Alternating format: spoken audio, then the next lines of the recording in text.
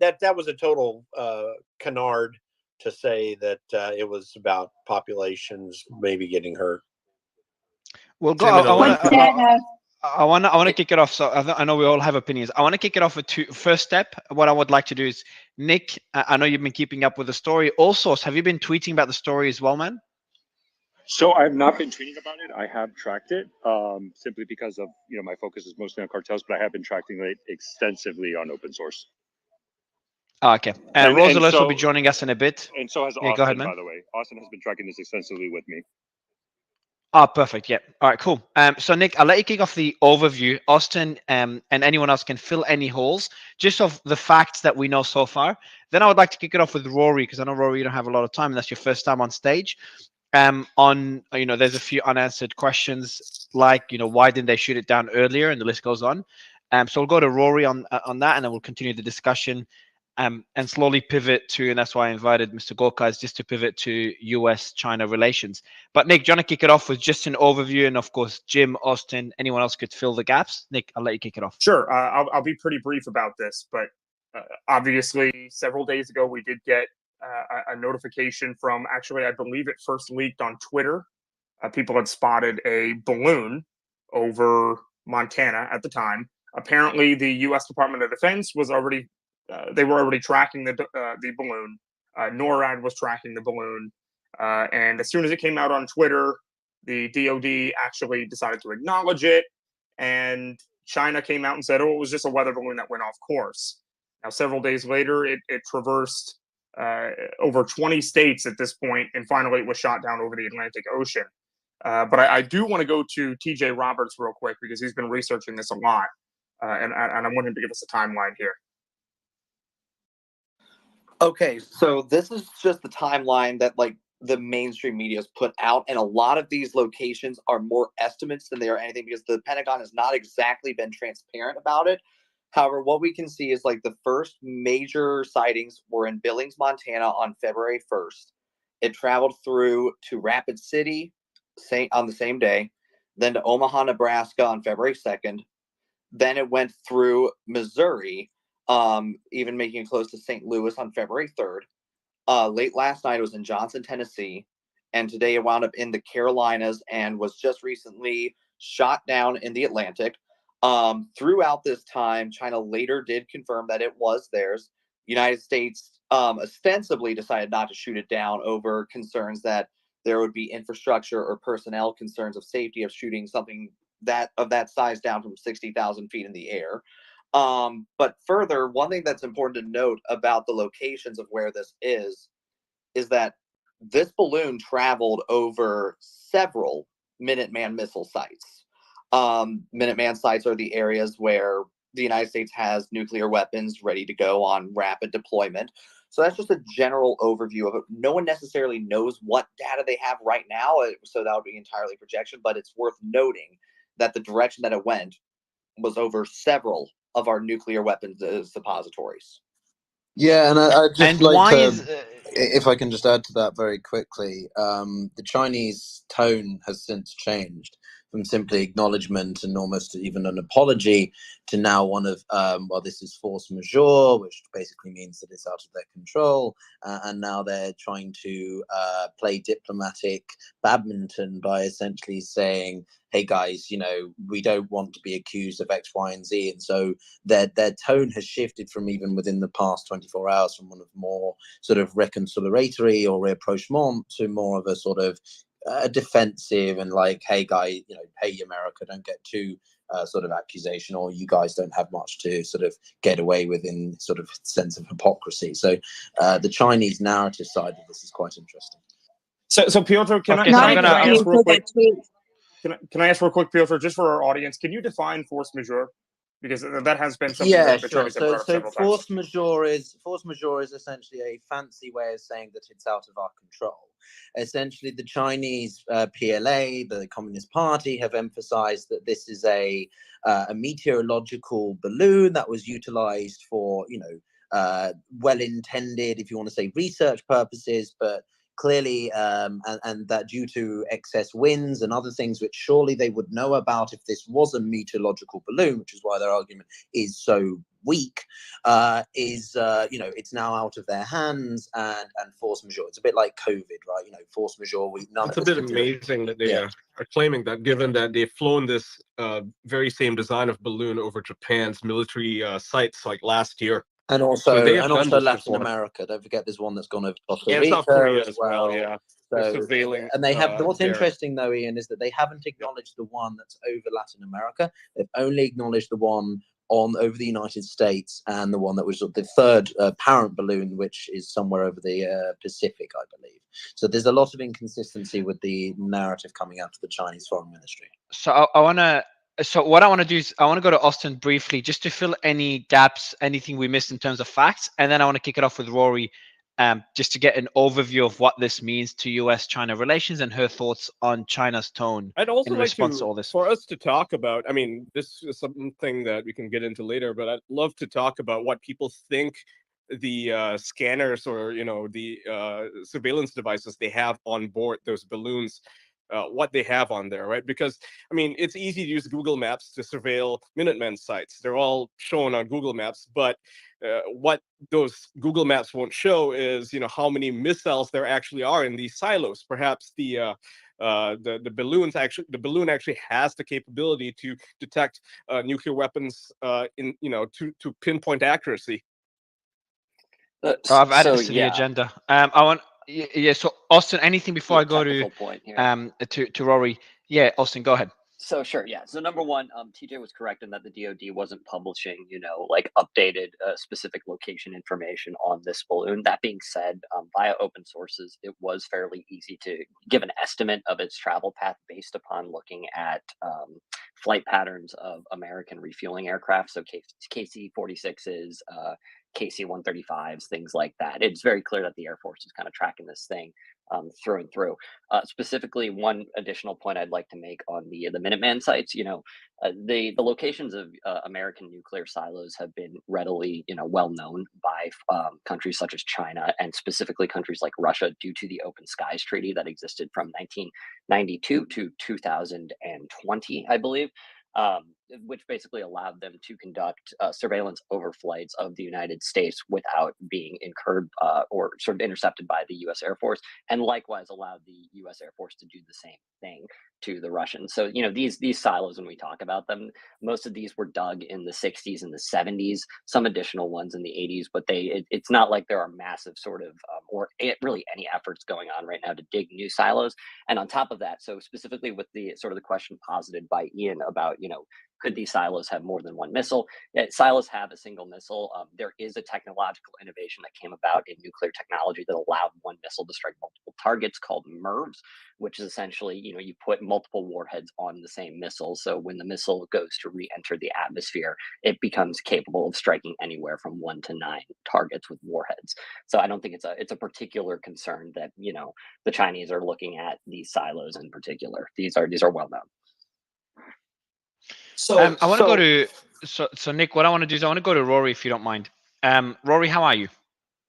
Hi everyone, I'm doing well. Thanks for having me on. Let me jump in here just real quick because it is worth noting that a lot of the concern does have to do with not the location of the Minutemen silos, but what? Hold on, TJ, go ahead. I mean the big. Can mute your mic, Nick. But the big concern is just like, what information, what data are they getting about the Minuteman sites? I mean, I'm able to find the Minuteman sites with a simple Google search, so that's not really the concern. And as also was largely discussing, is like that is public information, but what the stuff that is terrifying is the possibility of them finding out stuff that's not known to the public, that's not known to them. That's more or less what I was getting at by mentioning the fact that it flew over the Minuteman site. We're missing the broader point. It's about the administration's reaction. It's not about what they're actually picking up. But it's also the balloon. Do we really think that? So just guys, just very quickly, Rory, I want to go to you, and then we'll go to other speakers, including Mr. Gorka. So that's your first time on stage. Pleasure to have you. You've moderated panels on tension recently, on the tensions in the Taiwan Straits, and you've been tweeting a lot about the situation. You are a managing director at Asia Policy, the think tank. I would love to get your thoughts on the matter. How important, even if you don't think it's that important, tell me, Mario, I don't think this is that major.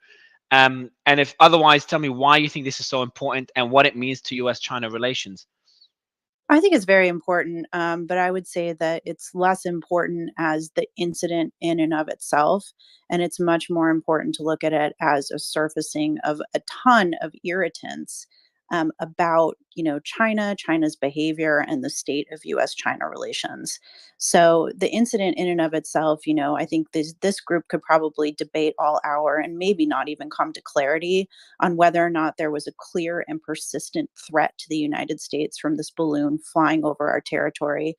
Sensitive sites or no, but I think what it does surface is that there are a lot of concerns about Chinese surveillance of America and about how close that surveillance is coming into people's lives.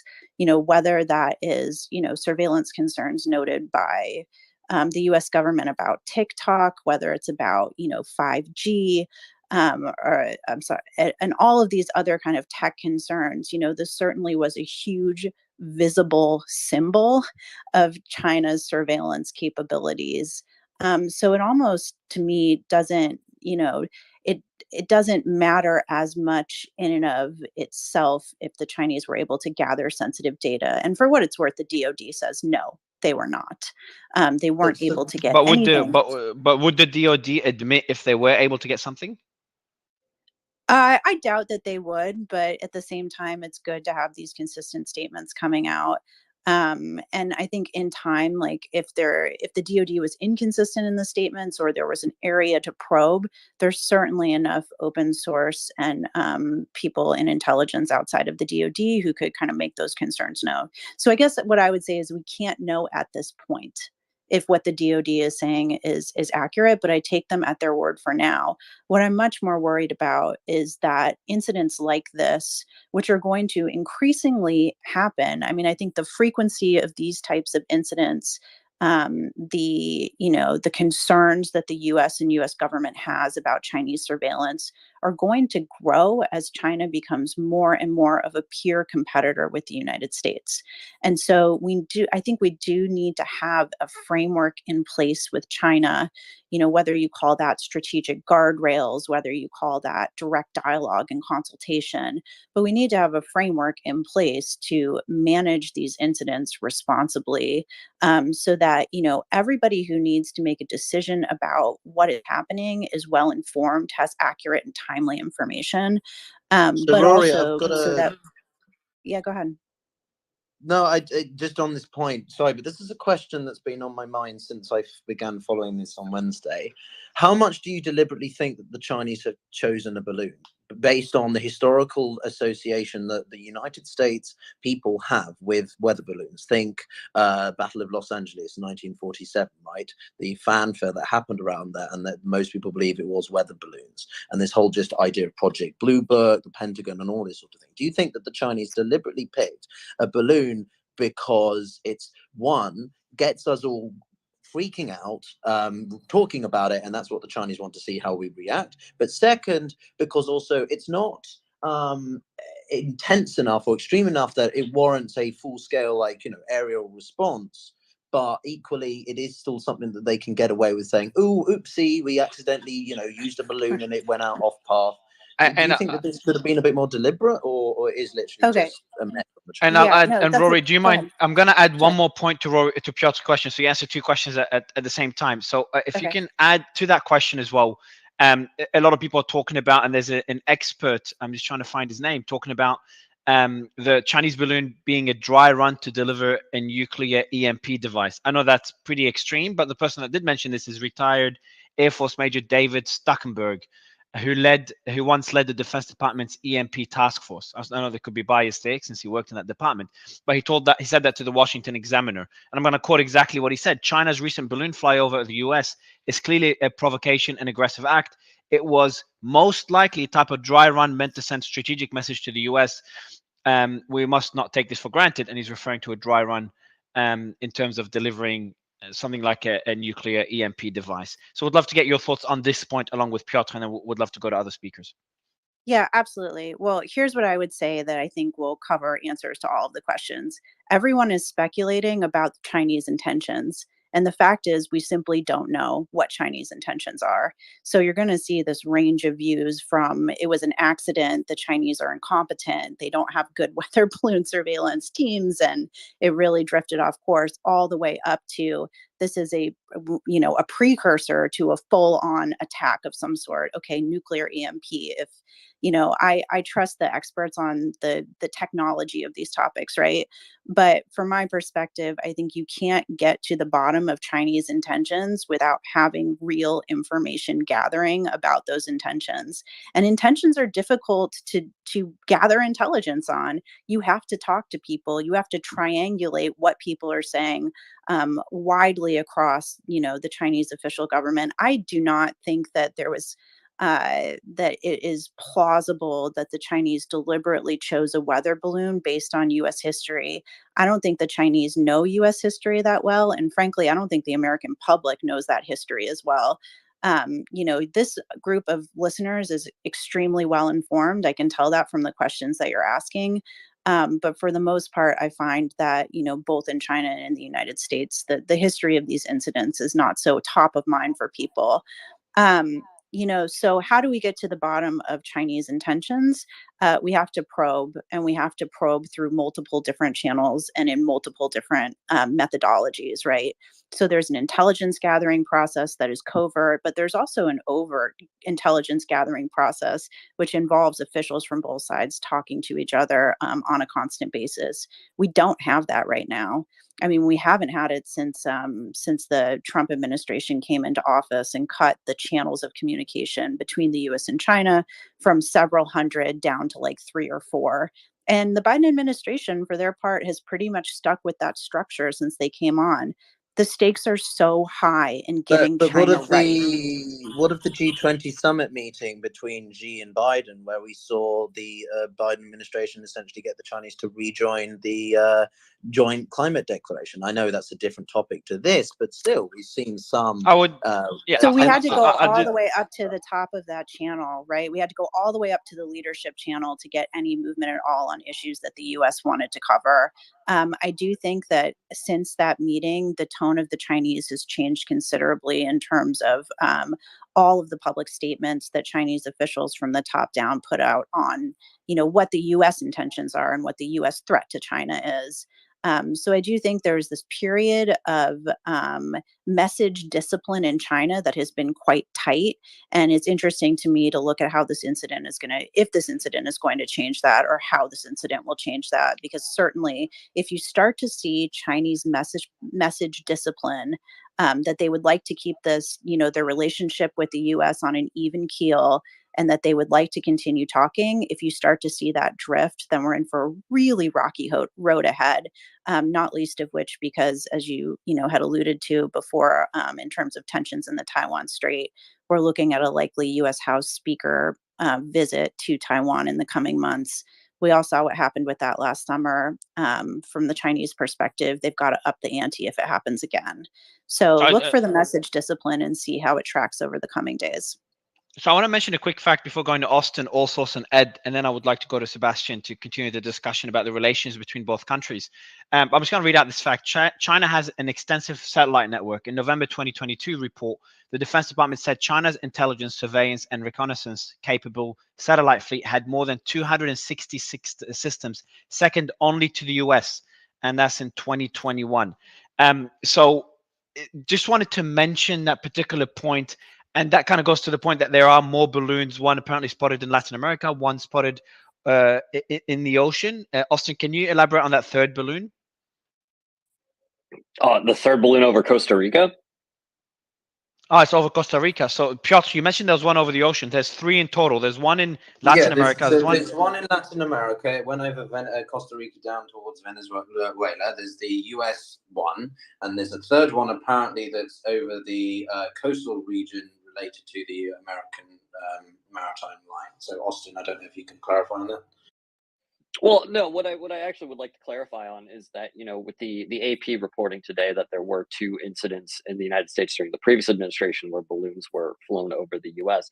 I think it's important to sort of note that the DoD previously has considered these sorts of incidents to be, number one, classified and sort of not really worthy of public discussion. So the idea of, this being a new program, I would doubt, just because, we do have records of incidents in the past of this occurring. But specifically, I wanted to actually comment, Mario, when you were talking about Chinese sort of satellite capabilities. I mean, what we have seen from the Chinese over the past 20 years has been a considerable amount of investment in aerospace development, whether that's from their space program and their goals to construct their own space station to, surveillance satellites. I don't really foresee that trend ending or waning anytime soon. So, Austin, let me ask you a quick follow up on that. Based on the paths that you saw, especially the balloon in the United States go, does it seem the Chinese actually had active control over the balloon? Yeah, I think they had active control. Yeah, they said the Chinese said they did not, and from the path of that balloon, I felt like it would have been a bit more directed than what it looked. It looked like it was following wind patterns, to be quite honest. And I don't think I at least have not seen anything indicating that this balloon particularly had, major propulsion devices necessary to guide it. Right. Yeah, so just a clarity on the balloon itself. It's a big thing. It's about, I don't know, several buses, as in like US kids school yellow bus types, right? It has equipment ranging from cameras to basic kind of video footage type capturing equipment, and it had also solar panels on, I think, the south and western part of it. Can't really remember, but point is, it's a non-maneuverable, non-manned projectile basically, and it goes wherever the prevailing winds are. That's what the Chinese will say it is. What's quite interesting is, though, that it did go over some quite notable areas like these missile sites in Montana that we've been mentioned already. So there remains speculation about how much it is. Really what the Chinese said is, and that's why I think they kind of didn't want the US to shoot it down, because now what I understand is the DoD or whoever it is going to pick up the debris, and that's perfect in the sense of post-mortem examination to understand really what this thing is and what it's capable of, and also what it may have captured. But there's more to come. I'd tack on to that, Peter, and I'd say let's, I think it's important to note the size of some of these sites when we talk about, missile fields in Montana. You could reliably throw a balloon over the state of Wyoming and hit a missile site along the way, just based upon, how those things are spaced out and everything like that. What I think is more critical to sort of look at is what we can observe from the photos we've seen have been, like you said, the solar panels, the sensor array. And beyond that, if this was a propelled device, we would see anything from an engine to a propeller to, it's hard to hide a propulsion device on something that big. Hey, Austin, I have a couple questions for you. Nick, do you mind if I ask him a couple questions? Yeah, sure. Questions? Go ahead, Ed. And then we're going to go to All Source and then Dr. Gork. Yes. So let's say it didn't have any propulsion devices on it. Would it be possible to release a balloon from China and say, okay, I wanted to fly over a certain area in the United States, or would that just be too hard to judge with the wind patterns and stuff? And B, the DoD said that they began blocking the signal from this as soon as it came over U.S. territory. Is that something that's possible with satellite jamming? Okay, so on the first point, in regards to like releasing a balloon in China and targeting a specific area of the U.S., that's a very imperfect science based upon, okay, a really good historical example is the Japanese during the Second World War tried to create wildfires in the U.S. by releasing, incendiary devices on balloons and letting them travel over the Gulf Stream. The Gulf Stream is well known. Those wind patterns are well known. You can release a high level balloon like that and expect it to end up somewhere in North America. The exacts of that without a propulsion device are very sort of wide ranging. Secondly, in regards to the ability of the DoD to jam, not dumbing it down, but to put it in generic terms, jam the ability of this balloon to communicate with the PRC or transmit data and everything like that. I understand that the technology exists. However, I do not have specifics on what specifically would be used because that is generally pretty highly classified in regards to what satellites we would be using, what platforms, things like that. That's generally kept pretty close to heart. So Austin, does it? Who is it? Oh, Catherine, go ahead. Yeah. Oh, I was just wondering, did the government indicate that they are planning to retrieve the elements of the interior of the balloon? Yeah, So was Yes, they have. They're already, okay. yeah, they're already doing so as we speak, probably about now. It's on there. So that wouldn't have been possible if it was shot down, right? So if it was shot down not over a body of water, that would not have been possible? No, I think it would have been possible. The Coast Guard have been in touch. I mean, all these elements are in communication about this sort of thing. I mean, maybe Sebastian can talk to how this kind of thing works. But yeah, usually, I mean, if the British government, for example, the similar sort of process, if you have a foreign entity in your airspace, then it'll be shot down, and then the relevant party, be it the Marines, be it the Navy, be it the Coast Guard, will go and acquiesce. Well, what I'm trying to establish is whether that could have been done earlier, not over a body of water, as opposed to waiting for it to be over a body of water and shooting it down then in order to retrieve these elements. Well, I mean, the DoD will simply argue that that's due to the health and safety aspect, but also because they wanted to monitor it. That was what I saw some senior defense officials mentioning, is that they wanted to use enough time to monitor the thing itself. So it's not only about the safety and timing, it's also about what can they get from it whilst it's above the airspace. But, you know, we can debate that further. So Allsource, I want to ask you a question here, and I'll let you, I'm sure you have a lot to say to summarize the situation. So I'll let you do that. But afterward, I do want you to kind of go over a little bit what sorts of capabilities these balloons would actually have at 60,000 feet, which I believe is what the DoD, the Department of Defense, was claiming what the altitude was. Yeah. So my comment was, you know, I shared in the nest, like the first tweet, right? And we already touched upon it, right? That the DoD said basically, hey, not only did we jam it and block its intelligence, gathering capability, but that they were able to collect on the balloon, like do intelligence collection on the balloon while it's traversing through the U.S. when the balloon was unable to transmit data to China, right? So there was an intelligence purpose while it was flying in the U.S.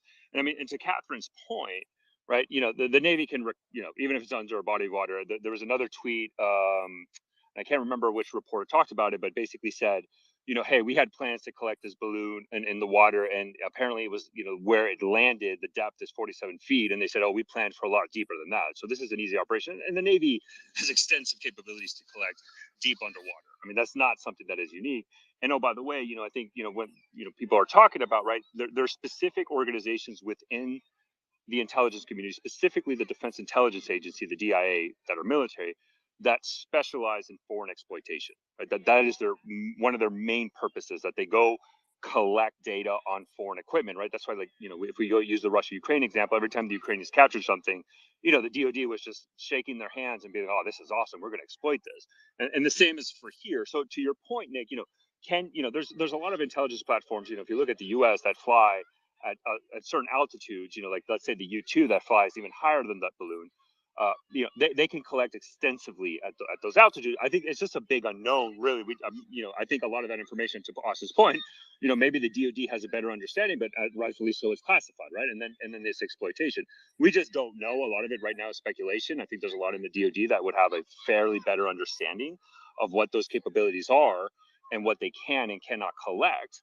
And so that's why it's valuable to be able to retrieve it. And so, the DoD, I think, to the point earlier, right, was they gained a lot of information from this capability. They're going to gain a lot more now that they can exploit this.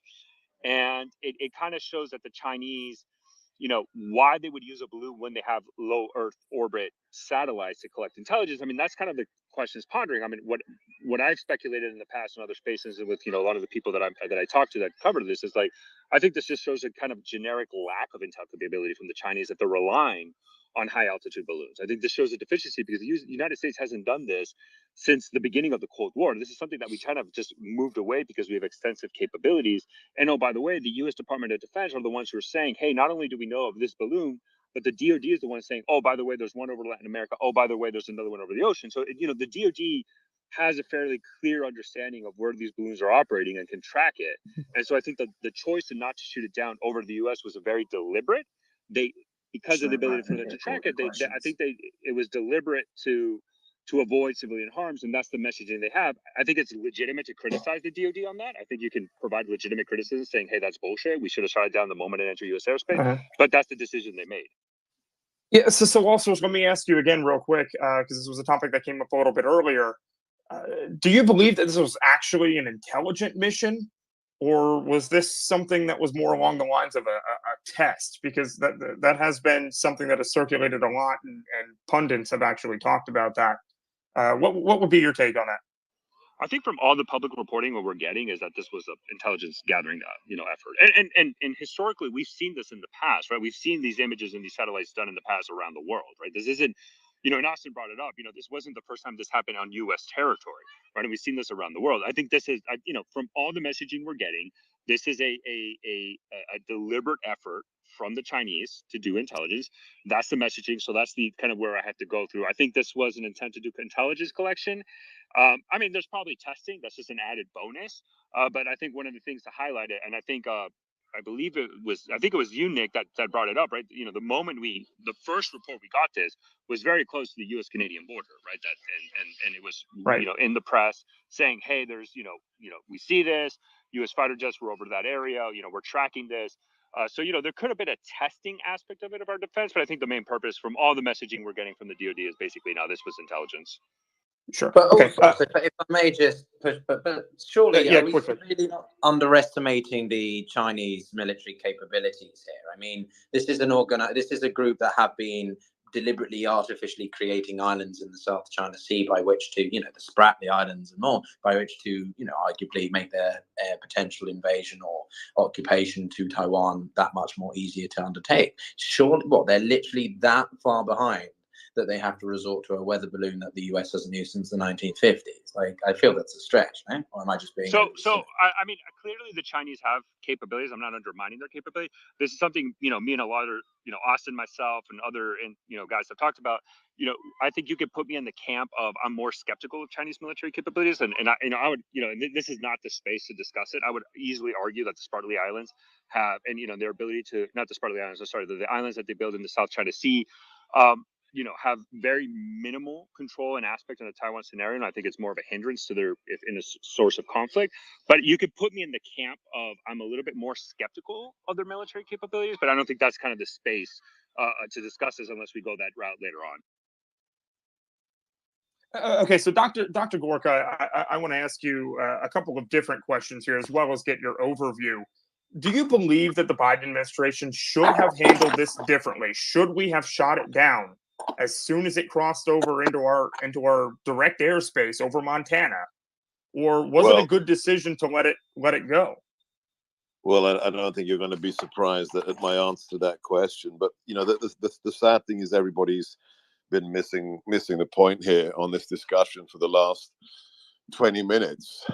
There's a reason it's a balloon. There's a reason that China did this in a way that's physically obvious and has nothing to do with satellites that the average American can't even see with the naked eye. First, let's put the whole event into the correct context. So when I joined the administration back in 2016, my job was going to be counterterrorism. That's what I'd done for the DoD for years and years and years. But once I came into the building, once you get the clearances, once you read the presidential daily briefing, your eyes get open to a lot of stuff that's a broader aperture than what you've done before. So I realized within a very rapid amount of time that the primary strategic threat we had to the United States was not ISIS, was not Russia, Iran, or North Korea. The only peer competitor strategic threat we had was China. For those who are new to the topic, I strongly recommend you do two things. In 1999, two senior PLA colonels wrote a book called Unrestricted Warfare.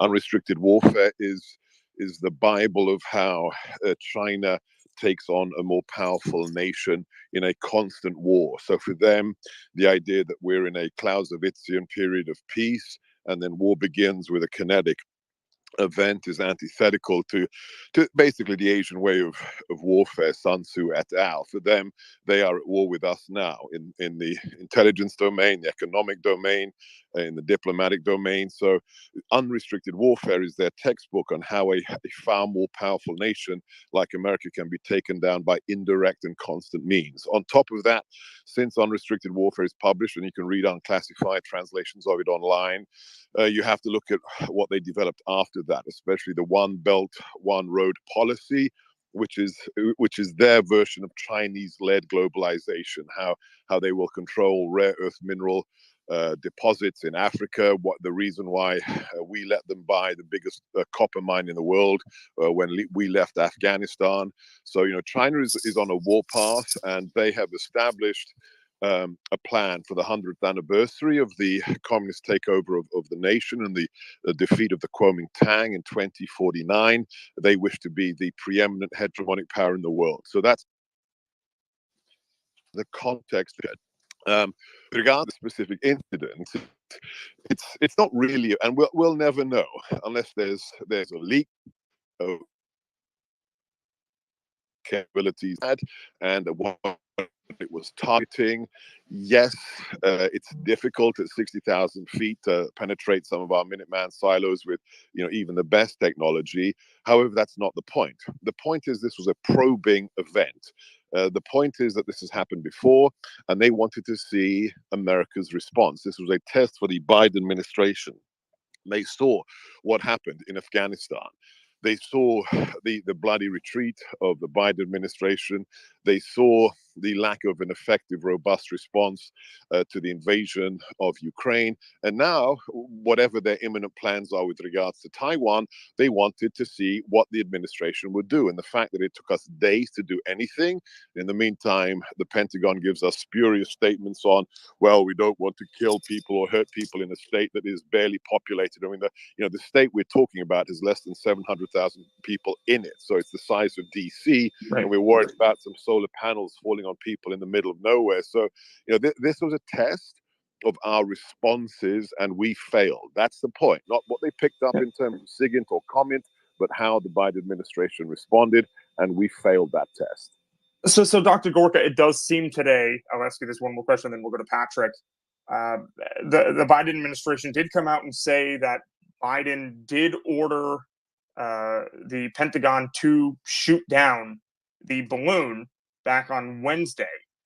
But apparently, according to him, the Pentagon overruled them, quote unquote.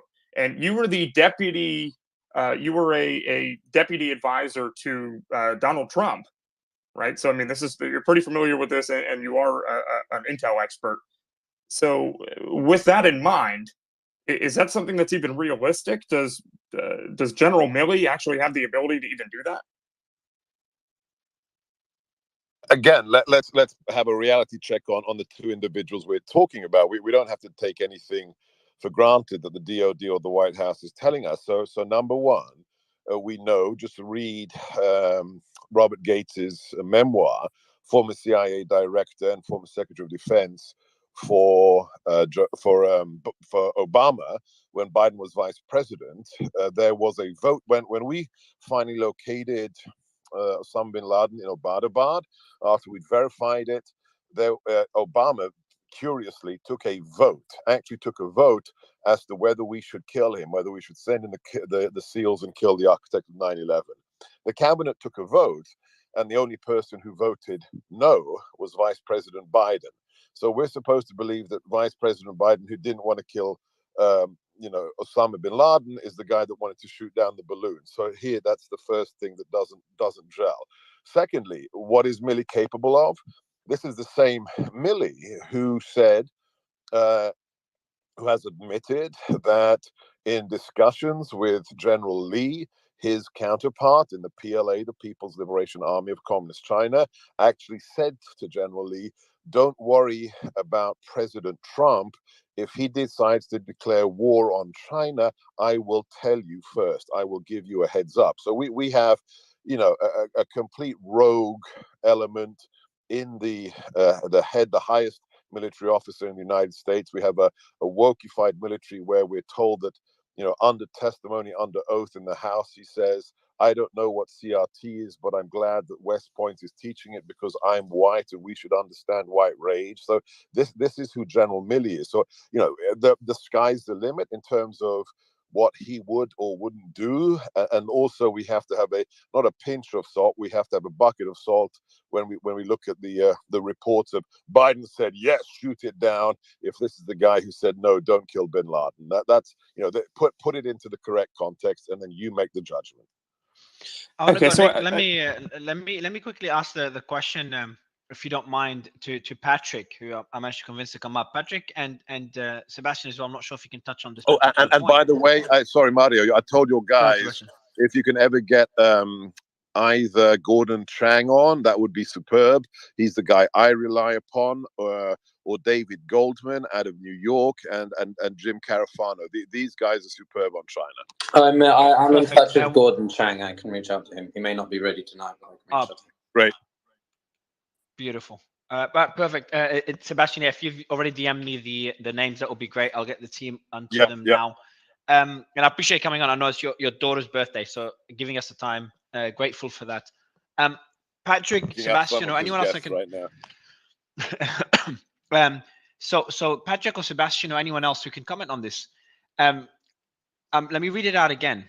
Am I the only one that thinks that this is more concerning than other stories that have come across? So, retired Air Force Major David Stuckenberg, who led the Defense Department EMP task force, told the Washington Examiner that this Chinese balloon could be a dry run to deliver a nuclear EMP device. Now, I know it is speculation, but how credible is this? This piece of information?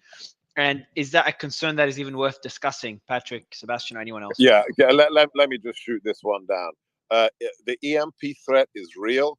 It is massively disturbing because of the lack of hardened power grid we have in America. We know Iran has been probing our electrical grid. Can you explain what you mean by EMP threat for anyone that doesn't know?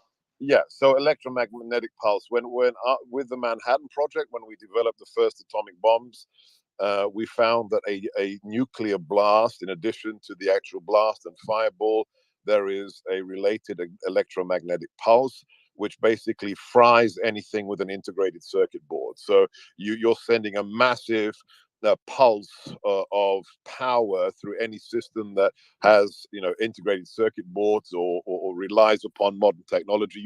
You fry anything that has a transistor or a microchip in it, unless it's sitting in a Faraday cage. That's why various very sensitive things in America have been situated inside a Faraday cage, but we haven't done that for most of our power grid. Now, this is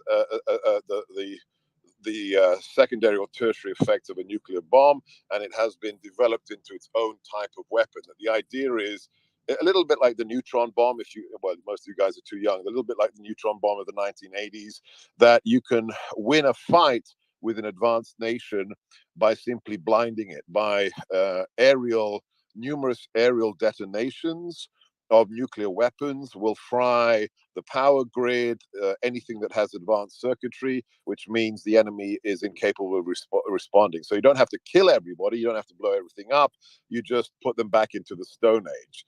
Now, it's a serious threat because our grid in America is about 40, 50 years old, depending on which state you're in. So it's not hardened, it's very vulnerable. We know Iran, I'm staying in the unclassified domain. Iran has been probing this vulnerability actually here in the United States. But the idea that this is connected to it, no. You can't put an EMP weapon in a balloon for various reasons. One of them was already mentioned. It's not a dirigible. It doesn't have power. This balloon is allegedly slightly directionable. It has to rely upon the wind, the various trade winds, or the airstreams. The idea that you're going to target a specific area with an EMP bomb from the air with a balloon you can't really direct is just asinine.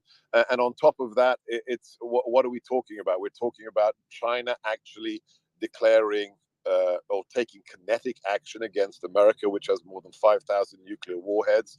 No, that's not what we're talking about here. You can't blind us with one bomb exploding in Montana at 60,000 feet. The EMP threat would have to be multiple warheads across the nation at a lower altitude. So I can't say anything more than that. But no, this is scaremongering. This is more about the general testing of the will of this administration. That's the real buried lead here. I can see Patrick and Piotr both agree with the emojis. Patrick, anything to add?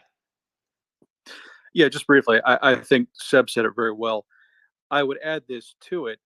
This is I agree with Seb. This was a test of U.S. commitment to defending its own airspace, and it's also a bit of normalcy bias. If you allow these kind of balloons to go across and the U.S. does nothing, it doesn't take it seriously, it views it as a non-threat, the PRC will continue to test us. It will continue to send balloons. It will continue to allow them to, as a Pentagon official said, hang out longer. That was an official comment to the AP, because we're not taking them seriously. Now, could they exploit that in some way? Sure, but it will also lead them to believe that it's an opening that they can exploit, either with balloons or with another platform. And frankly, it's just dangerous. This is not a thing that serious nations do. Serious nations defend their own airspace from intelligence collection assets of hostile foreign nations. And make no mistake, the PRC is the strategic threat the U.S. must confront in the next century. No doubt about it. And the less seriously we take them, the more of an opportunity it is for them. And if I may, Patrick, how before you do, Piotr, hold on. Can I ask a question real quick? Yeah. So, I've seen a lot of people tweeting stuff like this, and I think it's absurd, but I'd love to have Seb or someone else answer, the idea that the Chinese balloon could have a COVID bioweapon inside of it, and that's why they didn't shoot it down. I mean, what's the likelihood of that? Ian, you're gonna get Sebastian or Patrick telling us they'll never join again. At 60,000 feet, I mean, it's ridiculous. 60,000 feet, it's just, I mean, you're smoking Hunter Biden's crack pipe. That's I figured. Just absurd. Yeah. So I just wanted to clear that up. Yeah. Conspiracy theorists. I'll go to Patrick. How? What was my question I had in mind? Ian, what'd you do? Yeah, so what's the worst case? There's three. Can I just before you remember your question, just one thing. So one last thing that kind of helps illustrate the broader context. So every administration except the current one, because they haven't written it yet, has something called the National Security Strategy. It's actually required by an act of Congress that every new federal administration has to do an unclassified document that says this is what this Sebastian, that was released in September. That came out from September. Yeah, I know. That one's not. I'm talking about real ones. So if you look at the national security strategy of the last, let's say from 9/11, they're not really serious. So whether it was Republican, whether it was Democrat, they're kind of laundry lists. Like, we're going to be able to do 2 major theater wars. We're going to save the environment. We're going to save the whale and the penguins. They're the antithesis of strategy. They don't prioritize anything. Bush was as guilty of this as Obama. When we came in, and I was at the table for this, we had an interagency process for about nine months with a very capable woman who was holding the pen for the president. And we wrote a national security strategy, the majority of which is unclassified. There are some classified annexes, but if you really want to understand Russia's response today in Ukraine, why China's launching balloons across U.S. airspace, you need to read the unclassified national security strategy that we deployed at the end of the first year of the Trump administration.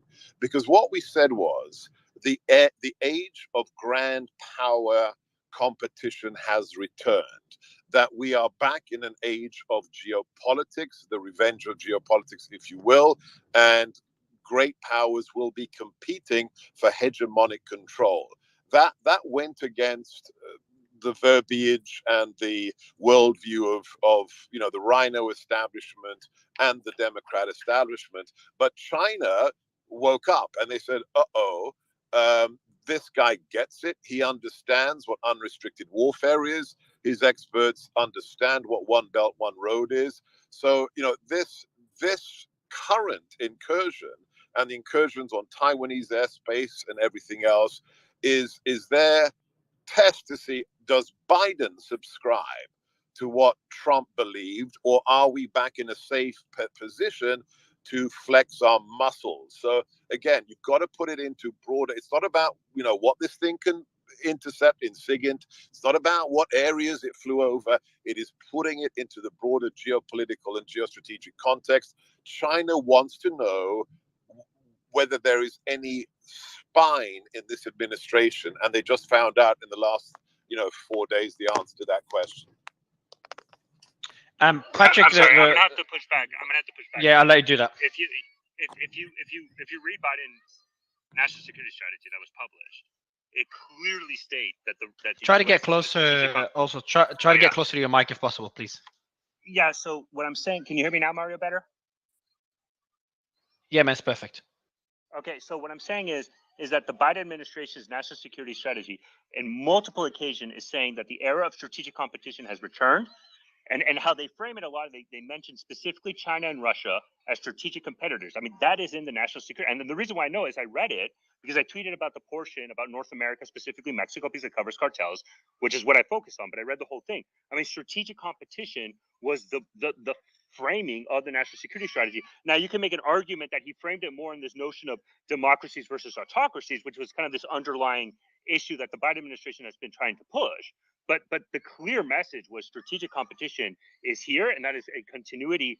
I mean, in many ways, I would even argue that the Biden administration's in this foreign policy with China has continued a lot of those policies. I mean, the decoupling with China and the economy, the notion that China is a strategic competitor, the notion that Russia is a strategic competitor. I mean, there has been a lot of continuity and bipartisan support with Russia, the Republicans and Democrats, specifically in the issue of China, on the China being a primary geopolitical threat.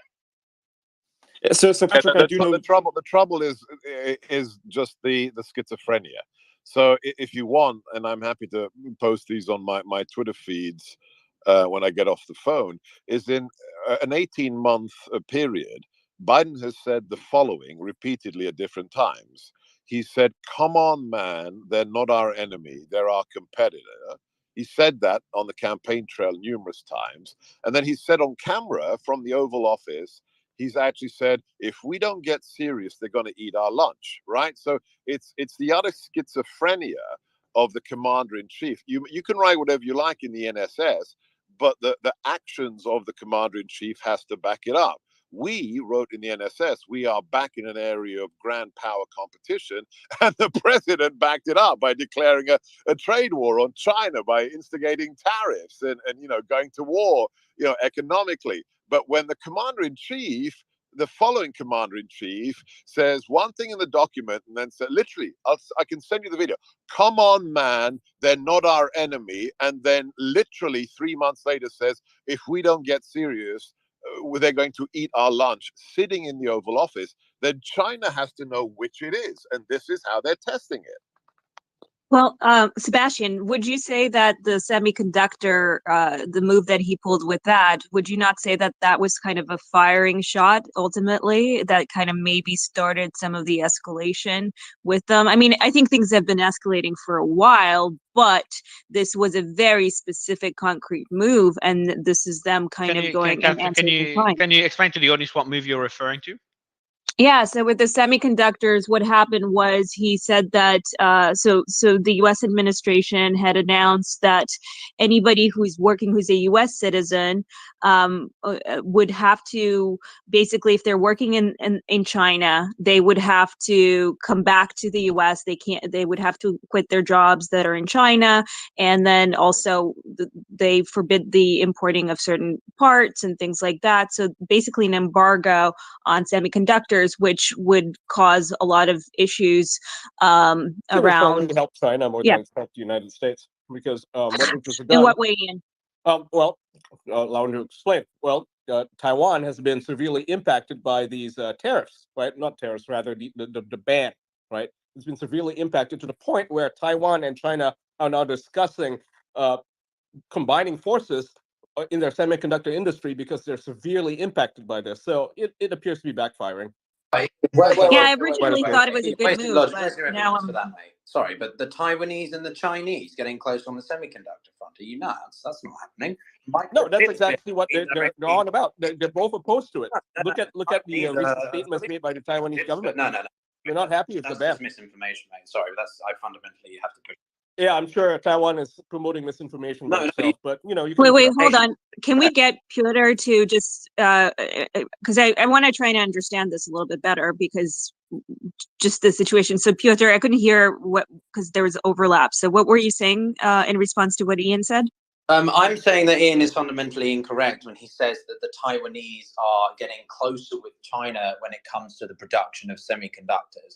TSMC, which is the company within Taiwan that produces about 80% of semiconductors, is not something that the Taiwanese want China, the CCP, to have access to, because that would mean China was on board on the same level of production in terms of advanced industrial equipment, military equipment, as the Americans and much of the modern world, right? So that for him to say that the Chinese are actively up for being greater in terms of no, there's no denying that the economic integration of the two is high, but I'm sorry that that goes against the CHIPS bill in the summer. So I just push back on it.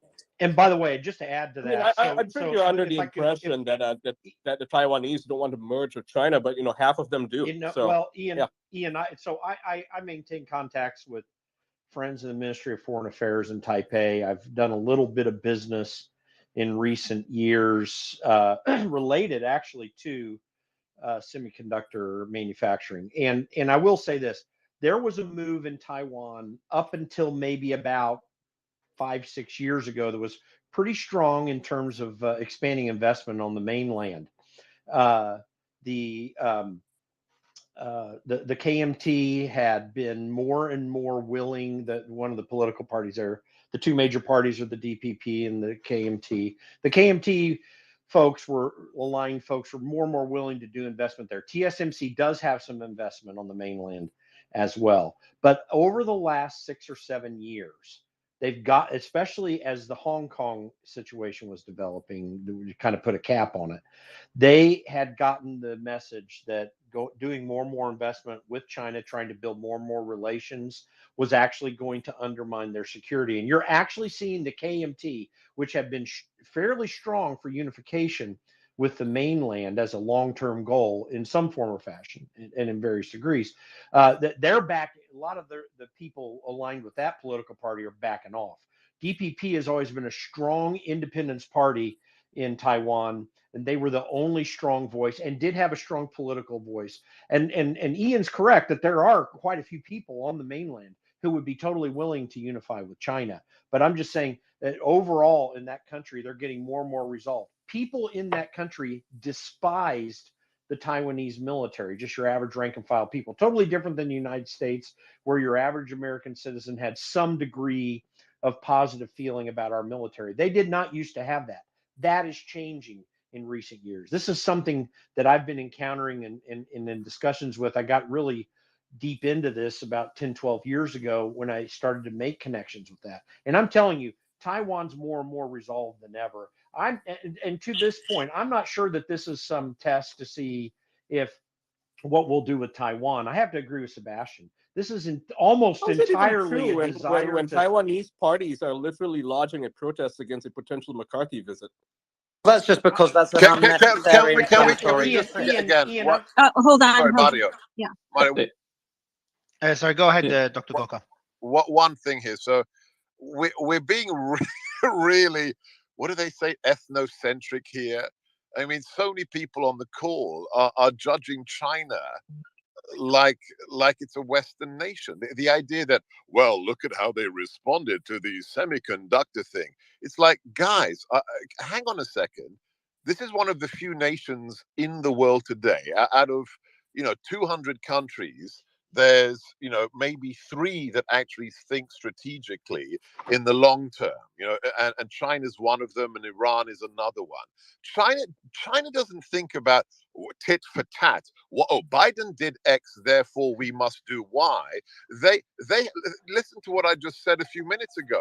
There is a 2049 plan, right? What they are doing today what they are doing today is to culminate for the 100th anniversary of the communist success over the nationalist Kuomintang and the rise of communist China. So the idea that we are seeing some response to something we did here is an ethnocentric Western way of looking at it.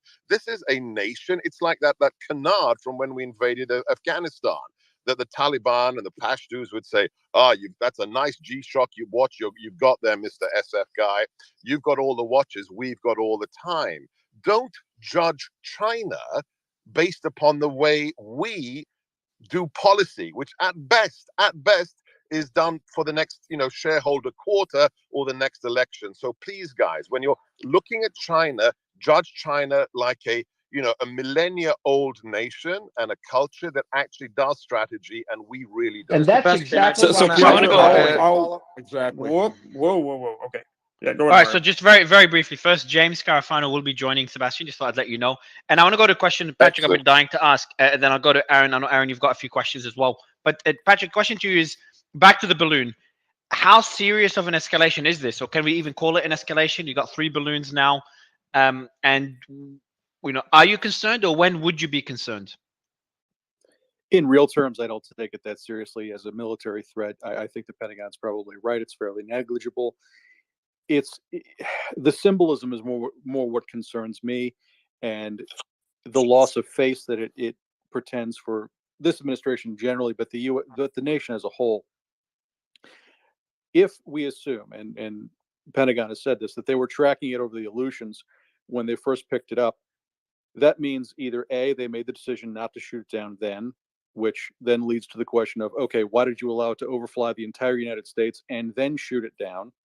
They didn't pick it up soon enough to make a decision, which could be a tracking issue with craft of this type, or they picked it up, they up-channeled it to the White House, and the White House couldn't make a decision until it reached landfall, and then the problem became more complicated. That's a problem.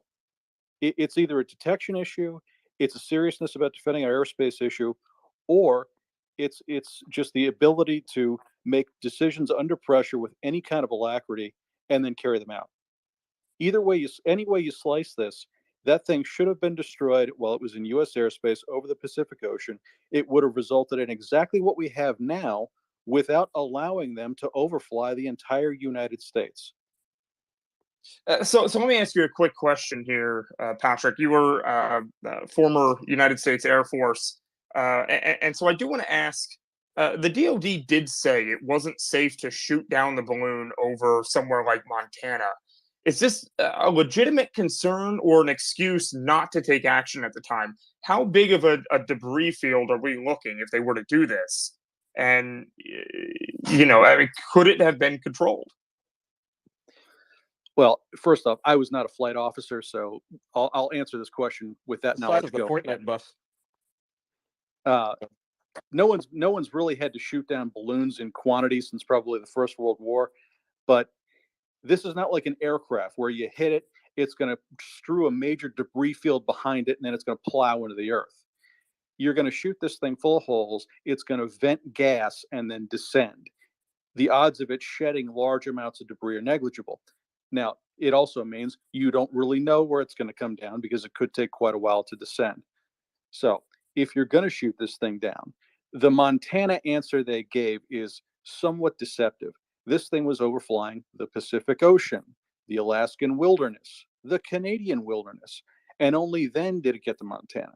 So the Pentagon's answer, I think, was somewhat deceptive on that. It gave them an excuse for why they weren't doing, what everyone was asking they should do. Yeah, so Jim, I want to go to you real quick because we have James Carafano on stage, and I'd love for you to give an introduction before we go to Hans.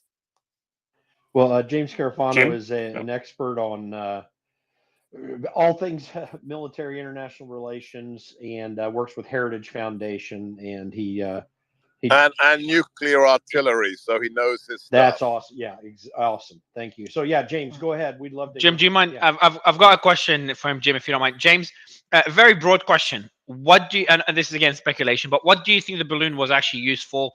And what's the best case and worst case scenario? We were talking about whether we had a general say or an ex-general say it could have been dry run for an EMP device, nuclear EMP device, which Sebastian said that's not possible.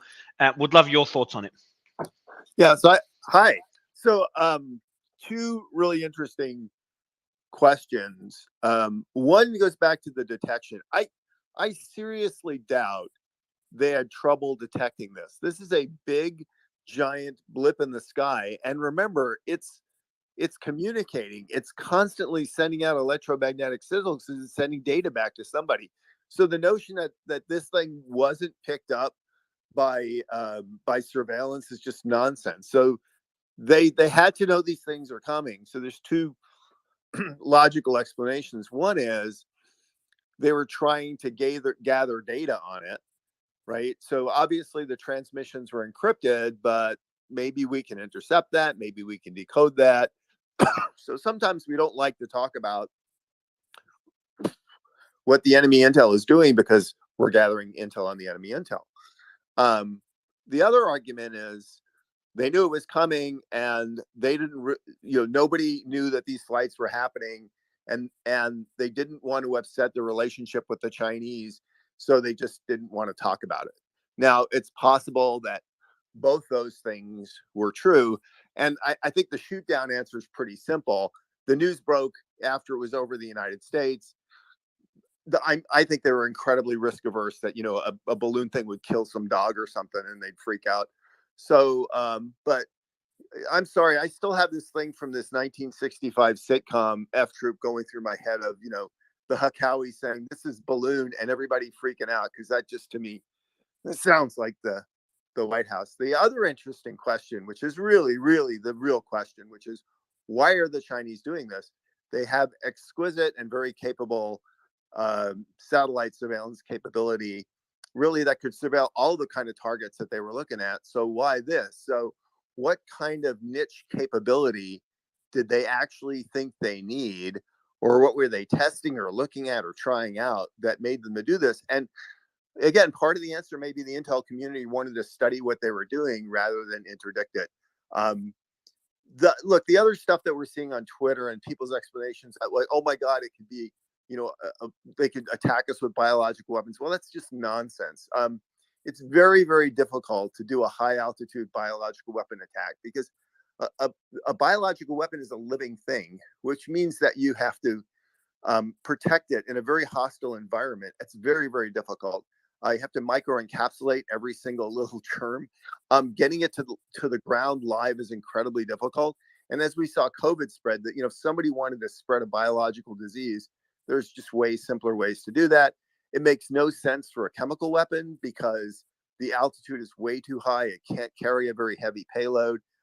You would have no idea where it landed. It would be completely ineffective. The nuclear EMP thing doesn't make a whole lot of sense.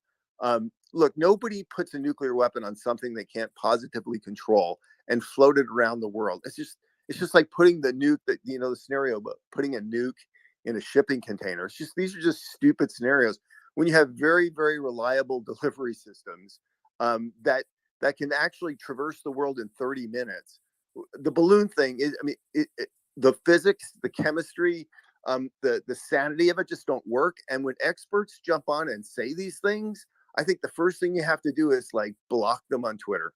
So can I ask you a quick question? That's to you can ask a quick question, then I have a question for James as well. So go ahead. So just to that point about the biological aspect, weather balloons are incredibly light, even if they're big. So to carry something of a biological chemical capacity would require something far more sophisticated. So it's just completely bizarre for people, and for the general to be suggesting that is simply to drum up, the desire.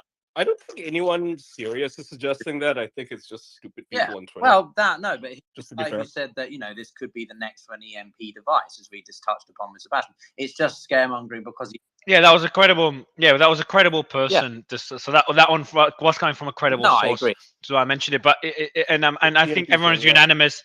Yeah, Sebastian, Piotr, and James, you're all unanimous that this is not even something worth discussing for various reasons. My question. Yeah, it's just absurd. It's just a realm of absurdity. My question for James, though, for you, I asked it to another expert we had earlier here, is do you not think that this could be a deliberate choice by the PLA, in the sense of that they pick something that is so overtly obvious, that we're all freaking out about it, whilst also it's a bit finicky to shoot down, because if you get F-16s up there, it's a bit of an overcompensation for a balloon. So do you not think the Chinese may have done this deliberately as a way to sort of, just mess around with us psychologically, a bit of classic psychological warfare?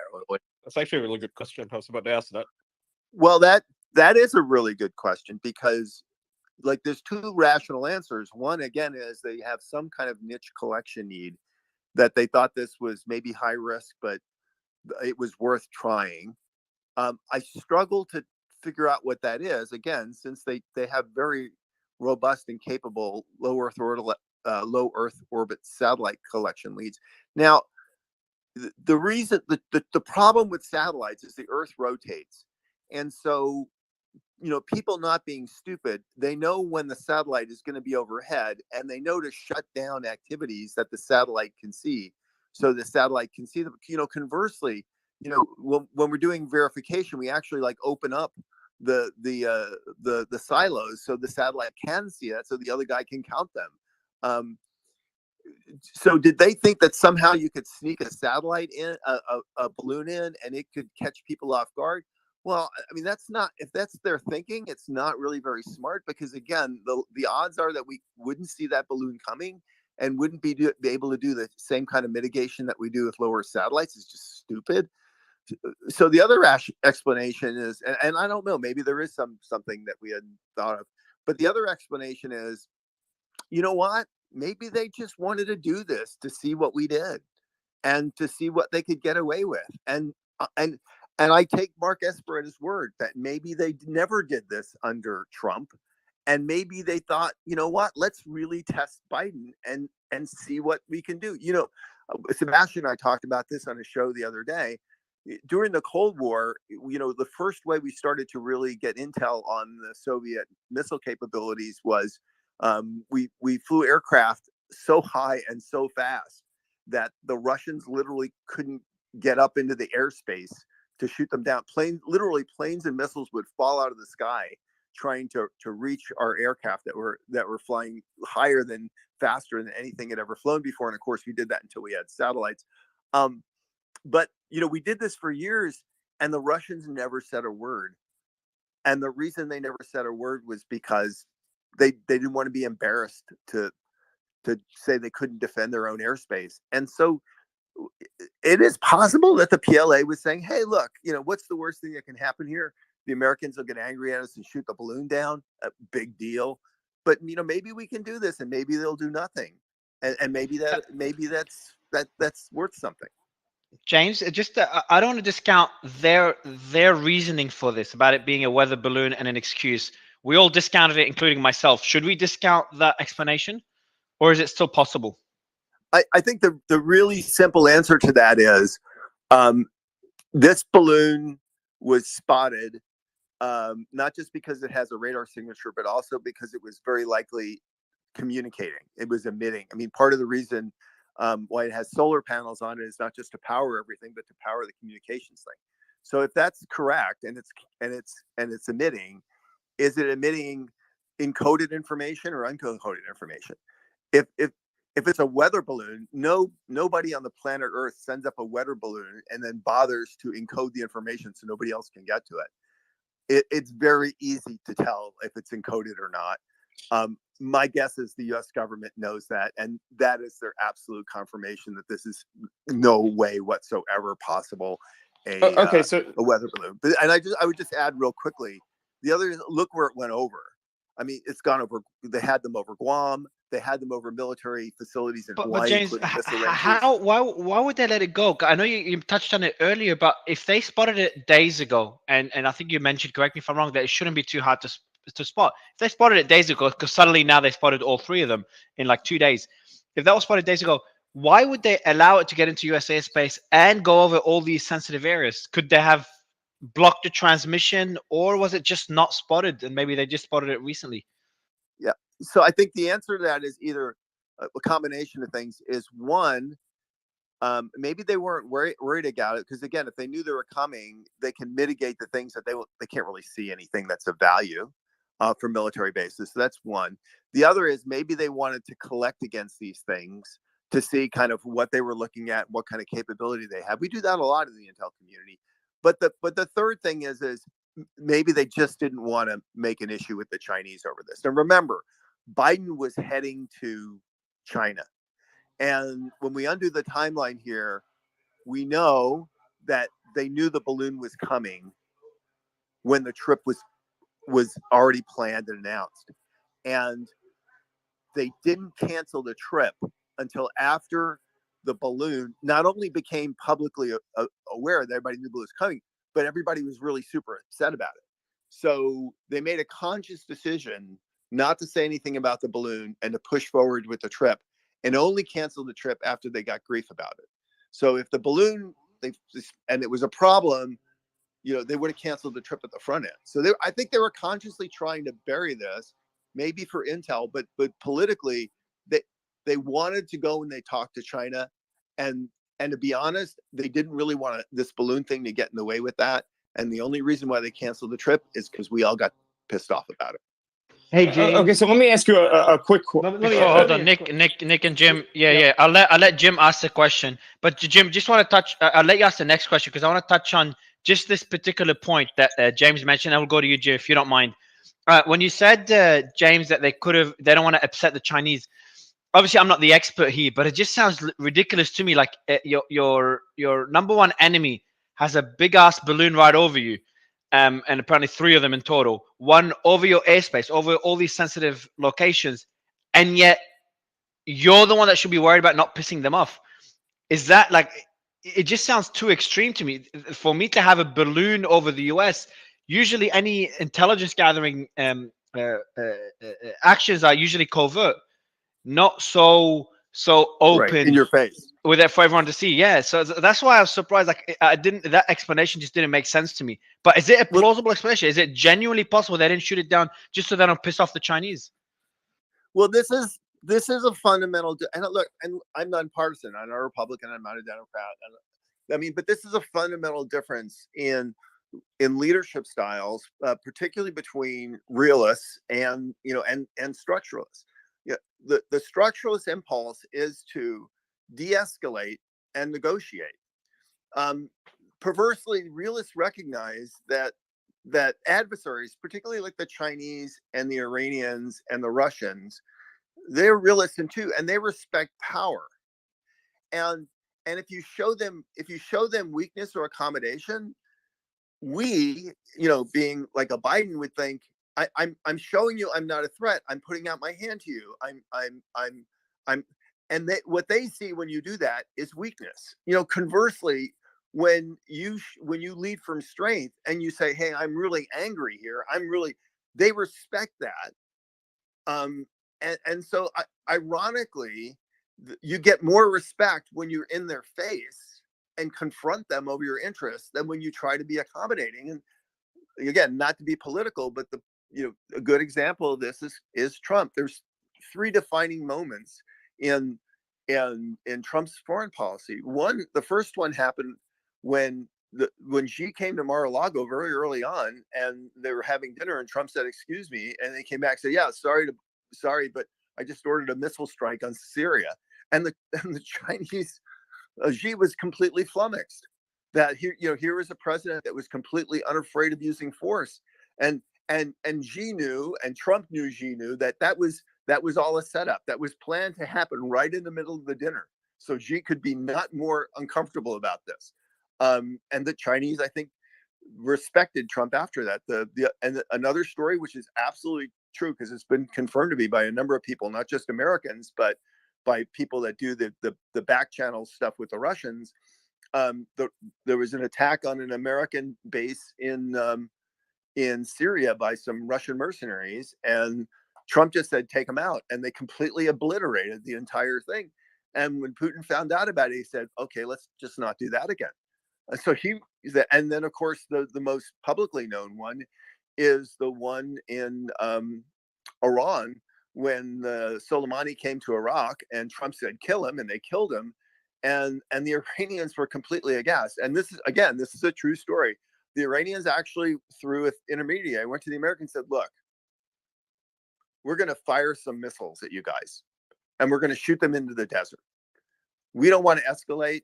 We just don't want to be embarrassed here. We are terrified of you. So please don't respond to the missile thing. Just let it go. And we swear to God, we'll So stop. this is hold on. This is fascinating. That those Jim, the mic is yours. I promise. But and that's not even a question, Jim. But like this is fascinating that these conversations happen behind the scenes. Like I read about them all the time. It's just fascinating. I wish being part of those calls will be fun. But Jim, you've got a question for James? James, I mean, just my run in time in DC, and of course Sebastian is far deeper than what I did. I was on the Hill, not in administration, but I mean, this is kind of the game that's there, and a lot of people don't. In fact, I'm guessing that there have been balloons even during the Trump administration. Just someone caught it this time, some enthusiast or someone that saw it coming through the sky or something. And then a lot of this stuff gets negotiated in the background. What I found amazing and surprising is that Joe Biden came out, I guess it was today or late yesterday, I think it was today, and said, yeah, I ordered it to be shot down on Wednesday, and they told me that we needed to, meaning the military, that we needed to wait until we got it away from populations. Like, it's just interesting because Trump, for all the negatives that people said about him, was actually very brilliant in the way that he dealt with these foreign leaders in comparison to other presidents and other administrations. What does it say that Joe Biden came out the way he did with that statement, which I think, from my perspective, was a total lie? He didn't freaking know what to do, or at least because of the concern about this visit that Blinken was going to have was prevaricating. But what's your analysis of him coming out and said, I said to shoot it down on Wednesday and they told me not to do it? Yeah, well, first of all, I will say I believe Mark Esper at his word, who I've known for many years, when he says this never happened under Trump.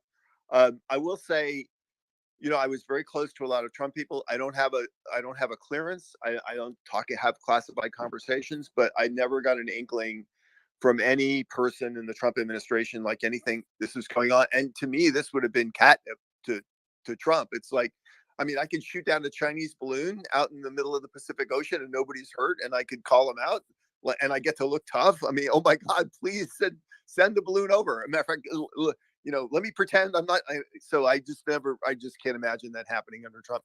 I think you're exactly right about Biden. I think the administration, that it was absolute chaos. They knew the balloon was coming. They knew that what's his name was going on a trip. They had no idea what to do. Their crisis management was completely nonsense. And it's always Biden's MO to try to say something to look tough, even if it's a lie. So go ahead, James. You can finish. Oh yeah, jump in. The other thing I was going to say is the great irony here, of course, is it was shot down with an F-22, which was the aircraft that President Obama canceled because he said, well, we don't really need those. And Joe Biden was vice president when they did that. But it's easy to shoot it. I'm guessing it's easy to shoot it down, though, James. Like, it's just a big ass balloon. Well, before you answer that, James, there's an interesting historical thing that I saw someone report on, actually, but a lot of people may not have heard. About 25 years ago, there was a similar balloon. I don't know if it was coming from Russia or where it was coming from, that both the Canadians and us attempted to shoot down and really struggled with it. Are you familiar with that story, James? Yeah, that's absolutely true. So, we built the F-20. People always get confused, like, why do we need an F-35 and an F-22? So the F-22 was to be a very high altitude fighter that essentially could clear the skies. And what that meant was the other planes that came underneath it, the F-35, they wouldn't have to worry about dogfighting. They wouldn't have to worry about, engaging at something at 65,000 feet. And so the payloads they could carry would be a lot different, and the capabilities they could do. So one of the problems we've actually had to have since we stopped buying the F-22s is we've had to, load stuff onto the F-35 program to compensate for that. So the mission that the F-22 did, that was a textbook mission for an F-22. You're flying higher than anybody else. You can shoot anything out of the sky. And this wasn't even I mean, this wasn't even target practice. I mean, this was you know, for an F-22 pilot, it's almost an insult. It's like killing a watermelon with a sledgehammer. I mean, it's just, I mean, it couldn't be easier. Well, I mean, and it's got a big radar. aircraft that It's easy to see, slow moving. Most people don't understand the sophistication of the F-22 aircraft, even over the F-35. Like, it's one of the most amazing platforms that's ever been created, and maybe the most amazing that's ever been created, from avionics to weapons capabilities and everything. I mean, it's literally a fighter that can fly on the edge of manned, airspace. It's a fighting airplane that can fly, which is, if you went any higher, you'd be an astronaut. So James, you did say earlier, you did say earlier that the U.S. should be able to tell whether or not this is a weather balloon based on the fact, partially in fact, that the data that was being sent back to China was encrypted. I don't know if that's confirmed yet or not. I know that there's been a lot of speculation around that, but the Department of Defense has been saying that we've actually been able to intercept a lot of that and block the data from going back to China. So does that seem like a likely scenario that we could intercept and block data like the Pentagon is claiming? Yeah, I absolutely believe that. That's true. I would say the two defining things that tell you whether it's a weather balloon or not are, one, what it's flying over. And again, the fact that we've had these balloons over Guam, military bases, Hawaii, specifically the missile range and the sub-range military base, Canada, where our strategic early warning system is, missile fields in the Northwest and the big square states. And then the other thing is the emissions that are going. We are very, very good at SIGINT. A big ball in the sky that's emitting like this, it has to be easy to detect, emissions, easy to capture those, and yeah, probably pretty easy to jam them too as well. So James, I'll ask you one more question before other people jump in here. Yeah, I think so. Nick, right after Nick, Austin and Catherine could jump in with questions, and Aaron, if you have questions for James specifically as well. Go ahead, Nick. Okay, actually, Austin will be perfect for this one. One of the arguments is that the Chinese didn't need to do this for an intelligence operation because of satellite technology.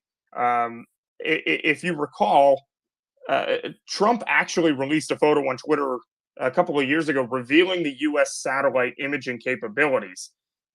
Do we know that China's satellite capabilities are advanced as the United States, or does it seem like it could be a benefit to use a weather balloon at 60,000 feet? So I think we have a pretty good read on China's capabilities, and the people that I have talked to who are in this community say they are very sophisticated and very advanced without compromising any classified information. So they think they have capabilities just as good as ours. So there's only three kind of possible scenarios. One is there's some kind of niche collection thing here that they thought they really needed, or that they thought they'd try that they can't do with a satellite and they couldn't do with UMINT or some other thing. And we have to remember they have a very robust UMINT collection. A lot of ways they're gathering intel because they buy the farm next to a military installation and they sit there with binoculars and look at it, which is a lot cheaper. So it's either they were trying to do some kind of niche collection thing that I don't understand what it would be, but that's one. The other is maybe they thought they could sneak the balloon in the spaces, so when we know the low Earth orbit satellites are coming over, we shut down the things we don't want them to see. So maybe they thought they could sneak a balloon in, which to me seems unrealistic because that's easier to spot, just as easy to spot as a satellite. Or maybe they don't know how good our air radar is. And the third thing is maybe they just did this because they thought they could do it and get away with it. Yeah, so I guess we'll go to Austin next. I'll let you kind of give your feedback on that. Yeah, Austin, just I'm writing notes, James, on kind of summarizing things you're saying into a small thread. And you mentioned that China's capabilities could be equal to the US. That caught me by surprise. Can you be specific on what capabilities you're referring to before we go to Austin? Okay, yeah, let me add a little bit to that, because the Federation of American Sciences actually came out and said that the resolution that the U.S. that they discovered is amazingly high. They thought that the capability was 46 centimeters for image resolution, and now we found out it's well below 20. So that's sort of the question: is do the Chinese have that sort of capability that we just found out about? So Well, James, yeah, go ahead. If you can refer to what capabilities you're saying China could have, we're referring to China's satellite. Right. What exactly? So I mean, here's what I would say. And again, just to make really clear, I was in the military for 25 years. I had clearances my entire time. I have had clearances at periods since I've been retired. But everything I'm saying is, I don't have a clearance now. None of this has anything to do with any kind of classified knowledge I have at all. This is all kind of open source stuff. But one is, look, the state of commercial imagery itself is pretty sophisticated. So even if they just have plain commercial imagery, that compared, for example, to what we had in our satellites during the Cold War is infinitely better. The second is you have to kind of presume that anything that you have, the Chinese have stolen. So if you have a technology, you at least have to consider the possibility that the Chinese have stolen it or parts of it in duplicate. The third thing is the Chinese are their technology is pretty good, and so we should have no doubt that it is at least as or better than commercial quality. So I have no doubt that their low Earth orbit satellites are really, quite robust and quite capable. Here, I mean, this again was told to me in unclassified setting, and this was a decade ago. China has the capability in space warfare to take our space offline in 24 hours, and that was 10 years ago. Now that's before SpaceCom. Now we pay a lot more attention to the resilience of our space sats and everything else. But I will tell you, if there's one area of competition between the United States and China where it's a real life competition, it's in space. I still, for example, we are still the supreme leader in the world in submarine undersea warfare, and the Chinese can't touch us. I would argue our air forces are still superior. I would say in ground warfare we can probably kick their butt. They're, I think, rising up to become at least a regional peer competitor and in the sea, but operationally at sea, and we'll see how long that takes them. But I would say in space right now they are equal. They have only a green water navy, right? Whereas America has a blue water navy. I think they would have. Well, there's a couple of unknowns with the Chinese. First of all, they've never really done serious power projection. They've got bases in Dubai and these other things, so they're trying to extend their ability to do operations at a distance. But they're not in the league in the United States. The other thing is this, and I think this is really important. They've never fought a war. That's true. And I think that's a big deal. You have to remember, and always lingering in the background. And I gotta run, guys. But always linger in the background for the Chinese is the experience of the war in Korean War. When the Chinese jumped in, originally they made a lot of progress pushing back the Americans, but then they got their ass completely kicked. They made a cool movie about it though, where they win. Yeah. Right. I mean, they did good in the first time, because we'd overextended and they pushed us back, but then they got decimated, and discovering a lot of what the Russians have discovered in Ukraine, that their military was not well trained, it's not well prepared, and again their ground forces, all they do is they have fist fights with the Indians in the mountains, yeah. But on the border with China and India, but they're and I don't think we can dismiss actual having serious operational practice, what that really says about how good a military is. But I want to thank you guys for having me. I'm sorry I got to run, but this is awesome. Please have me back. Thanks for time, man. Awesome. Thanks. Well, thanks a lot, Jim. We do have Jim, Sebastian, thanks a lot for bringing James on, and we are trying to bring Gordon Chang on as well. Thanks a lot, Sebastian, for connecting us. I will go to Austin to add on. Aaron, I'll go to you right after Austin, just to add on and Patrick, if you want to add on to what James was mentioning, because I'm just adding it all into a thread. Any other points you want to add on to what was said, or anything you want to disagree with? Yeah, I would just say, so a couple of brief points here. The first I would say is, so I mean, the Air Force did decide to use the F-22 platform to intercept this. That being said, I mean, the greatest sort of assets that the F-22 has is its, its maneuverability, its electronic suite, its stealth capabilities, stuff like that.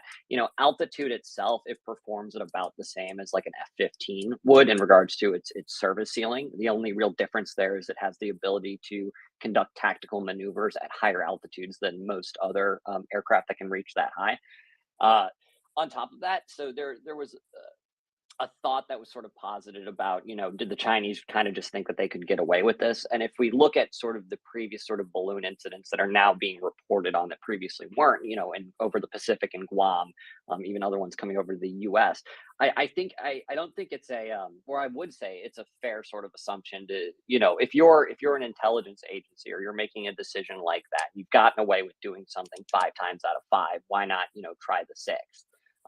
And if we look at that historically, right, a lot of times when intelligence gathering platforms or equipment are used in a covert way, I mean, obviously they're not being talked about the public, but the moment that a large scale overt incident happens, there's sort of a large public outcry about it. And I think a really good example of this is the United States' use of U-2 spy planes during the Cold War, right? When we were running U-2 runs over the Soviet Union, over communist China, over Cuba in the 60s, before there was the incident where Gary Powers was shot down, there wasn't much, being covered in the press about the U-2. Obviously, the Soviets didn't want to talk about it because, even if they could observe them, they had serious difficulty in trying to bring them down. But the moment one did come down, it was a massive diplomatic crisis. And I think what we're looking at right now is, like I said previously, these balloon incidents have happened before. It's been sort of kept under wraps. It's been classified. But now that it's in the public eye, we're having to play sort of catch up on it. Can I just chime Austin, in? I want to, Catherine, do you mind if I do one quick thing with Austin before you chime in, and I'll give you an hour in the mic? Just it should take me just a minute. Is that okay, Catherine? I just want to quickly, also, I'm just going to go through the points that I took down with our discussion from James. I think it'll be the audience as well, will be a good summary. And correct me, I want to get your, if there's anything you want to add to it or anything you want to disagree with on through these points. I've just simplified it. So the balloon was likely spotted a while ago, not shot down, likely not to upset the relationship with China. It's unlikely to be a dry run for a biological weapon. It could have been a psychological move by China just to kind of ruffle some feathers and also test the US response. Oh, there it is. Yeah, maybe this was a test on US military capabilities.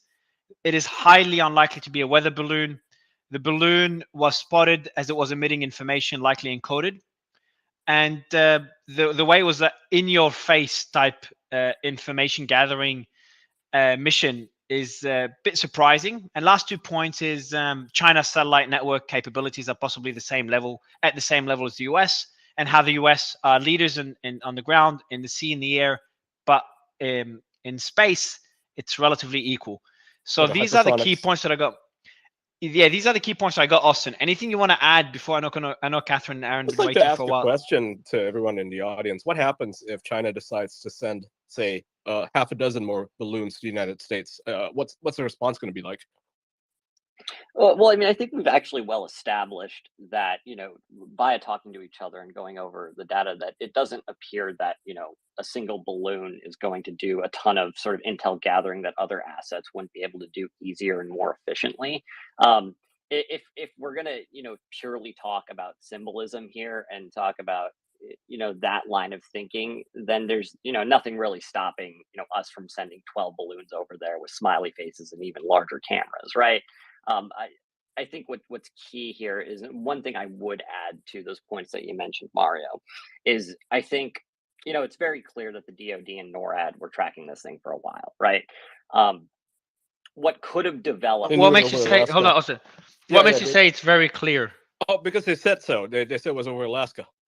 I mean, I don't think there's any argument that NORAD all of a sudden, we're talking about an institution that tracks multiple, airspace penetrations on a daily to weekly basis. I don't think there's anything particular about this balloon that would make it, fly under the radar, so to speak, pun intended. But I do think there could have been sort of a game day decision in regards to when the DoD knew that the average person on the ground is going to look up in the sky and see this balloon. And I think that does change the strategic calculus there, as opposed to other balloons that may have been hidden from public view, both literally and on the information space. But also, I'm just confused why they let it fly over sensitive locations. But Catherine, I'll give you the mic. That'll be my question, but I'll give the mic to Catherine before you Yeah, respond. I think we can debate that all day long, but I think it's pretty clear that it was tied to Blinken's visit to China, and they didn't want to ruffle any feathers. Yeah, but like but still letting it fly over such I know, it's pretty locations bad, again. right?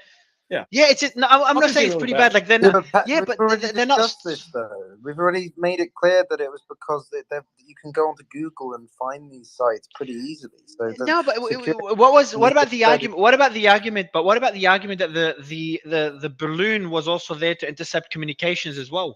So Mario, I think the reason why is that they managed to jam. Like that's what I shared earlier, right?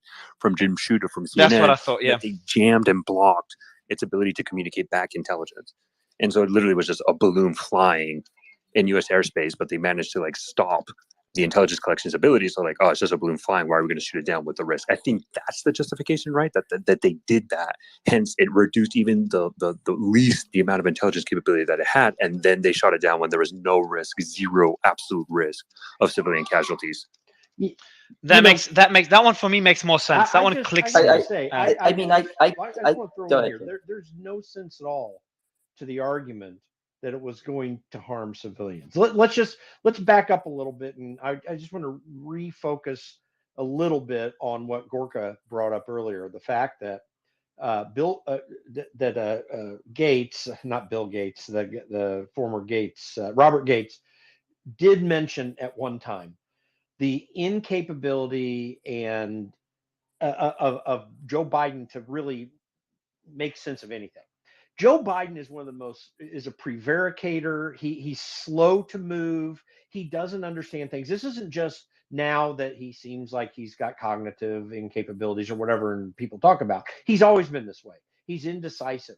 I am convinced that when they knew this was there, he had no freaking clue what to even do about this, because he knew he wanted the Blinken thing to happen. And so he was just twiddling his fingers, or maybe not even engaging on it out of fear, to be candid. And this is the kind of thing that the Chinese are very good about, is they just take the long game of looking at how people react, engaging it. And that may have been the intention all along, but whether it was the intention with this balloon, that's what they got. And they just got a deep bit of information. They know that Joe Biden really has problems.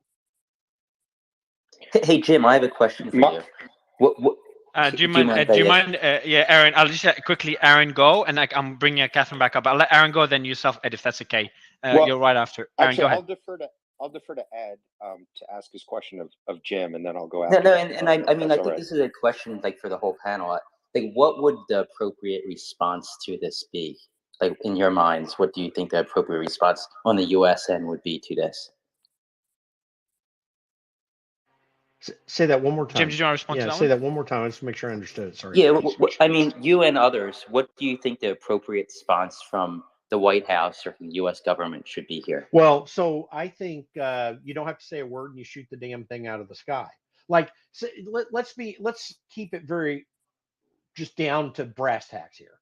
A foreign country is flying although they claimed it was otherwise before, but is flying a non-commercial, whether it's a balloon or an aircraft, into your space, where there's no absolute understanding that it has anything but a military purpose. It's a balloon. You shoot it out of the sky. I mean, you have to be aggressive on that level. Now, Chinese aircraft fly in here because you have commercial aircraft, that are bringing passengers from the mainland. Okay, so yeah, obviously you're not doing that. But when it's this sort of thing, you need to treat it belligerently, however innocuous its use is, because you have to make a case for that is just not acceptable in the international scene. Now, of course, we do some similar things, and I get all that, but the point is that that's how you deal with these this is an international relations issue, and you have to use basic constructs to deal with that. When you have weakness in that sphere, then you breed problems. And that's why I think it should have been quick and absolute.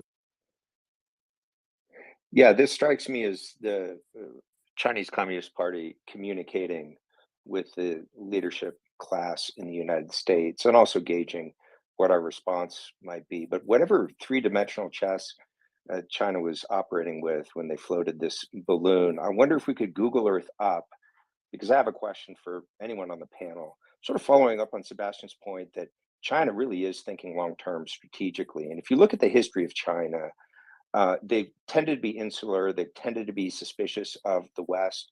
They've always adopted Western technology and reverse engineered it. They've been happy to do that, but Western ideas, values, systems of liberal democracy, and so forth, you don't see that in the history of the Chinese empire.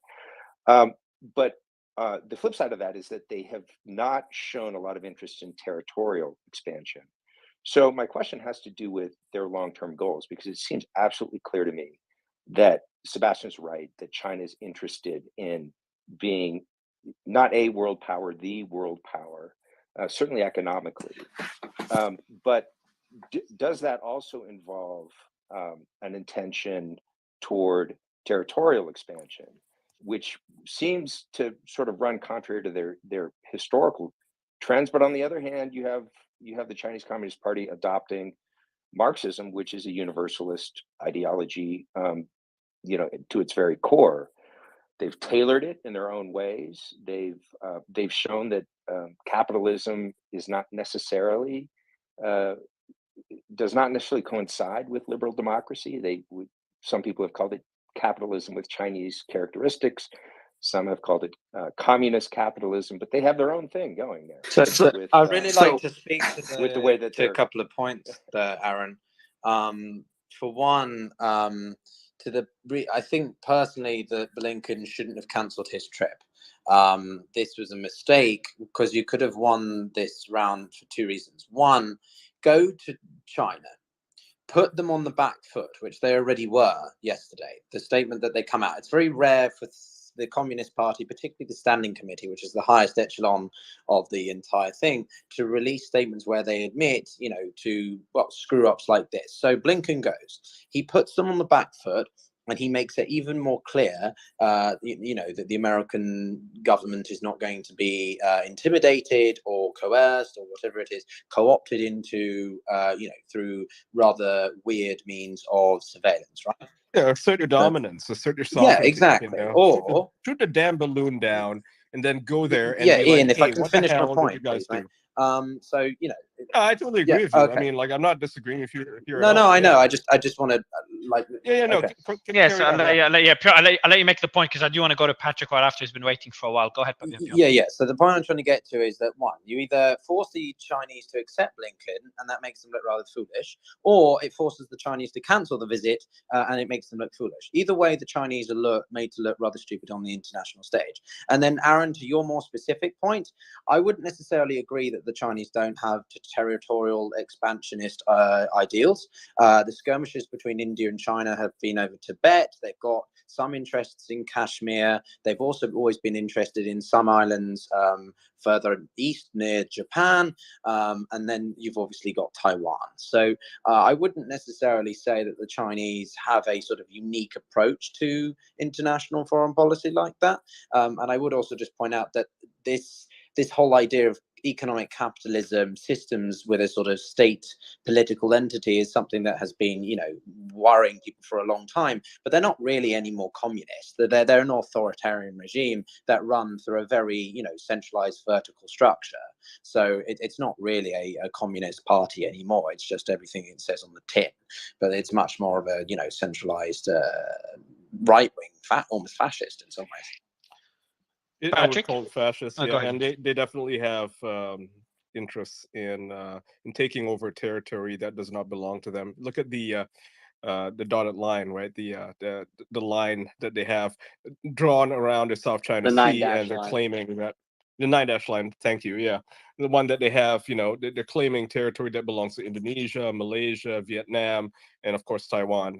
They certainly have interest in that location because of all the oil there. So, the idea that they're just not expansionists is completely false. And I want to go quickly before going to TJ and Patrick. I want to go to you guys, but before that, Rose Alert, is there any updates? The team is telling me there's nothing new since they shot it down. They're just trying to gather some pieces, whatever is on the ground, some of the debris. Anything else on your end before we go to TJ and Patrick? Yeah, so officials just announced that there's a 7-mile debris field in the Sea of Water or in the ocean. So that's pretty much going on right now. So, but yeah, it's pretty much slow. Well, Ross, I do want to ask you again, because obviously there was something last night, right? There was a big storm of media on Twitter, especially, that was coming about that about the balloon in Montana, and people thinking that there was a. So go ahead. Yeah, sorry about that. So we got very confused too. Multiple people were messaging us on our Twitter feed and our DMs, saying that there was a giant explosion. So we quickly reported. Fox News was reporting. I was watching the live feed on there. And then things didn't make any sense because people kept saying, oh, a second balloon exploded. And we knew that there was only one balloon that was going over the St. Louis area and to the Tennessee. So we were trying to figure out if it was a plane that went down, if there was a supersonic jet that flew really fast. Or could it be, was it maybe just a fake video, or that's not a fake video? Yeah, so, another one of our Intel friends messaged us and saying, hey, check out the page. And we found that it was a marketing stunt because their whole page was just full of advertisements about their product. So it was just didn't make any sense. So well, did you see anything about the? I don't know who that is. Oh, continue speaking, Nick. It's okay, bro. Don't stop. Well, I didn't know who that was, but Ross, there was a statement that had come out from both the local sheriff's office there in that particular county in Montana, and then a news network that actually interviewed the lady that posted that. Did you see anything about that? I did not. I did hear about the statement that the sheriff and everyone else saying that there was no explosion or no aircraft that went down or balloon that was exploded. So that's what we heard at latest. So, but nothing else. Yeah. So TJ, I want to let you jump in briefly to respond to the points that Piotr and I believe Aaron were making earlier, and then I got to jump to Patrick right afterward. Yeah, I mean, just talking. But sorry to interrupt, but we did hear that there was a small power outage near the town in Billings. So, but that could be something completely different. So it's currently unknown what really happened. So yeah. By the way, Rose Alert, if there's any breaking news, Rose Alert, just interrupt whoever's speaking and tell us what it is. Don't hesitate. Don't feel bad. TJ, go ahead, man. Yeah, I mean. Oh, is that all right then? Because there was an update. In terms of. Sorry. Sorry. Hold on, guys. Hold on. Hold on, everyone. Just hold on. Okay, if everyone can mute, just 2 seconds. Intel, do you have any breaking news? I know you tried to jump in a couple of times. Is that what you said? Yeah. So I did post in the nest. So in terms of the balloon that was shot down earlier today, there is a little bit of a follow-up posted by U.S. Fleet Forces, which is the section of the Navy that's kind of in charge of U.S. naval deployments.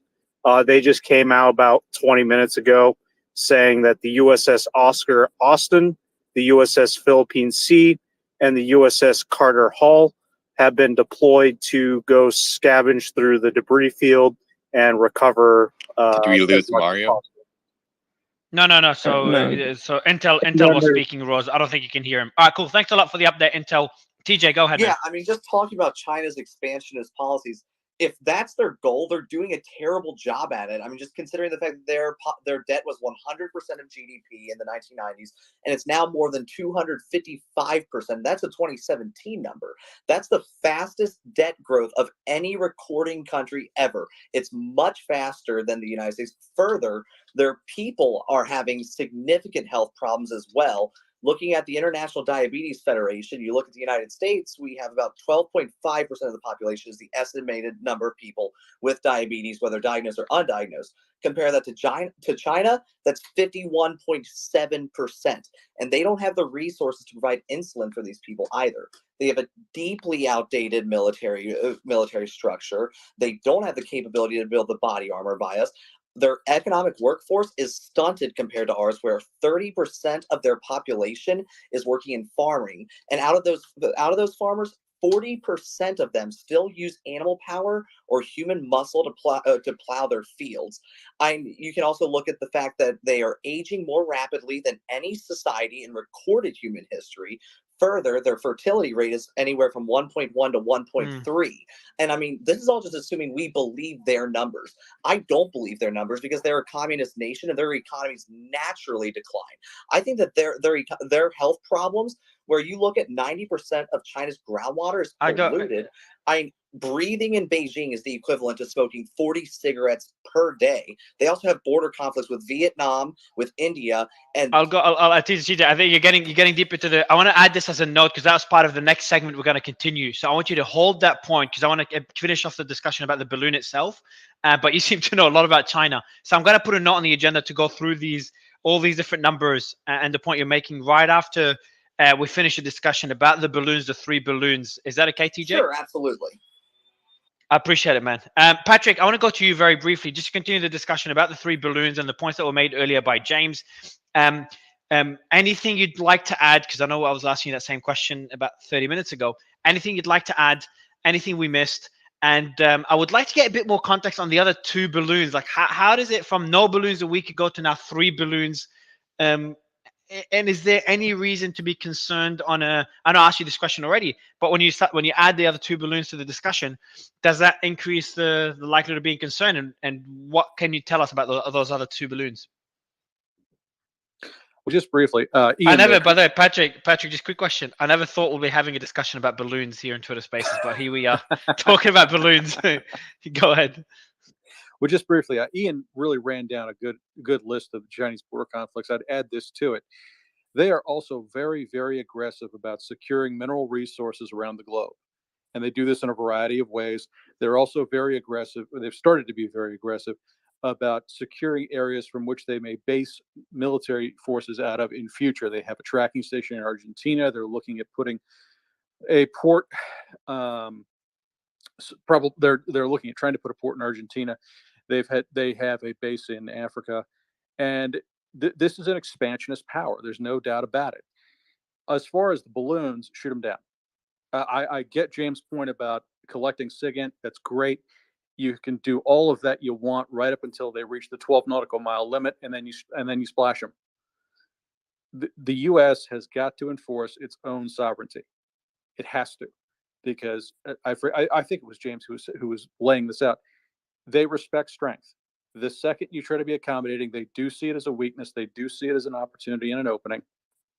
As far as the other 2 balloons, I'm going to be a good analyst and say I don't know. Is it possible they released all these things at the same time? Yeah. Is it possible they have a specific operation in mind for them? Yes. What is it? I don't think we know yet. I don't. Patrick, I just got this. Someone just sent me this Forbes article. I'm just going to read out the heading. Yes, so they said this the following. There were in 2019 there were 2 balloons over the USA. Do you know about that incident? And the headline of Forbes. Yes, Chinese spy balloons flew over the US when President Trump was in office. Obviously, they're politicizing it, but without politicizing the discussion, because I don't care about the politics right now. Do you know much about the 2 balloons back in 2019? How that compares to this story? Does anyone know? Can anyone give us a comparison between the 2 incidents? Well, we have a former member of the Trump administration on with Seb. Oh, Sebastian still. Yeah, Sebastian. Yeah, perfect. Sebastian, do you know what the reports they're referring to? He might be away. I think he might be away. That these kinds of things happen often. The Russians have done flybys in British space. They do this in balloon flybys. Balloons, reconnaissance aircraft. Anything of a. Wasn't a U.S. reconnaissance aircraft was shot down by Russia a few years ago, or by China? It was Iran. no, it was by China. No, it was Iran. No, it was Iran. shot It down was 20 Iran, and then you also had a Yeah. fighter jet shot down in Syria. But those aren't reconnaissance aircraft. They're for different purposes, and again, it's very different. Mara, for a balloon. So. You may be thinking of the P3 that collided with the J8. and Yes, ended up yeah, the landing on collision, yeah, and they Hainan. held the pilots were held in China for a while, and they were interrogated. Correct? Yeah, cool. That's right. They Shit, also stripped the I knew I wasn't aircraft going for crazy. technology. Yeah. Okay. So yeah, what you're saying is that these incidents are relatively common, but I was just a bit surprised, especially when people are politicizing it. And again, that's not my intention of mentioning this. And whenever we politicize it, I try to move away. But just that there is balloons in 2019, because that kind of moves away from the discussion that this was a psychological move by China. And having balloons is very unusual. If that happened in 2019, I'm going to read the article quickly. Nick, I'll give you the mic. Let me read the article. And then probably give a bit of context on how this compares to what happened in 2019. So Nick, maybe I'll give you the mic for a bit. Sure. Yeah. Let's see here. All Source, who just came back up. What do you think about what you've heard here over the past say 15 minutes or so? No, I mean, again, I think there could be a legitimate criticism of this administration for not shooting it down immediately in the moment it entered U.S. airspace. Right? I'm not going to deny that that's not a legitimate criticism. But also unless what James mentioned, that they could have if they intercepted its ability, or the device was not able to send any information to China, and they managed to block those abilities, then it's not a big deal if they let the balloon fly. And maybe they let it fly for a while before announcing that they know about it. China, thinking that the US knows about it, they've blocked the data, the ability for the device to send data to China. So I'm just saying it could be a lot more complex. No, than, yeah. I'm just saying. No, the relationship. Absolutely, 100%. Like it's a very complex issue. I just, and I think what the administration did. Like, let me put it this way: I can understand people in criticizing the U.S. administration for saying you did not shoot it down immediately when it violated U.S. national sovereignty, right? Sovereign airspace.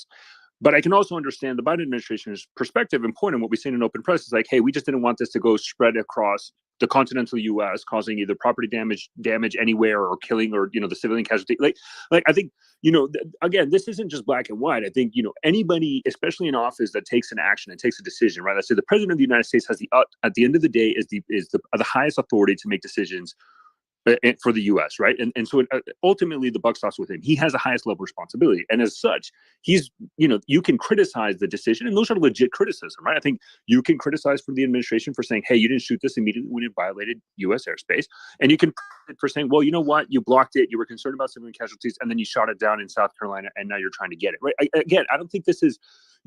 I think the criticisms and praise are both valid. You can view it both sides, and the arguments aren't wrong, right? I think this is just a more complex issue that, in both the criticism, the praise, there's probably right, and there could have been something in the middle.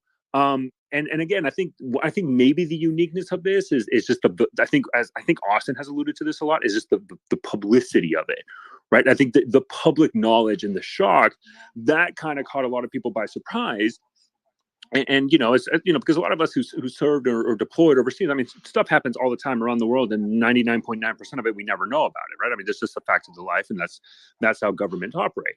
But I think my comment just ends up saying I think both praising or criticizing the administration actions here is valid. It's not crazy.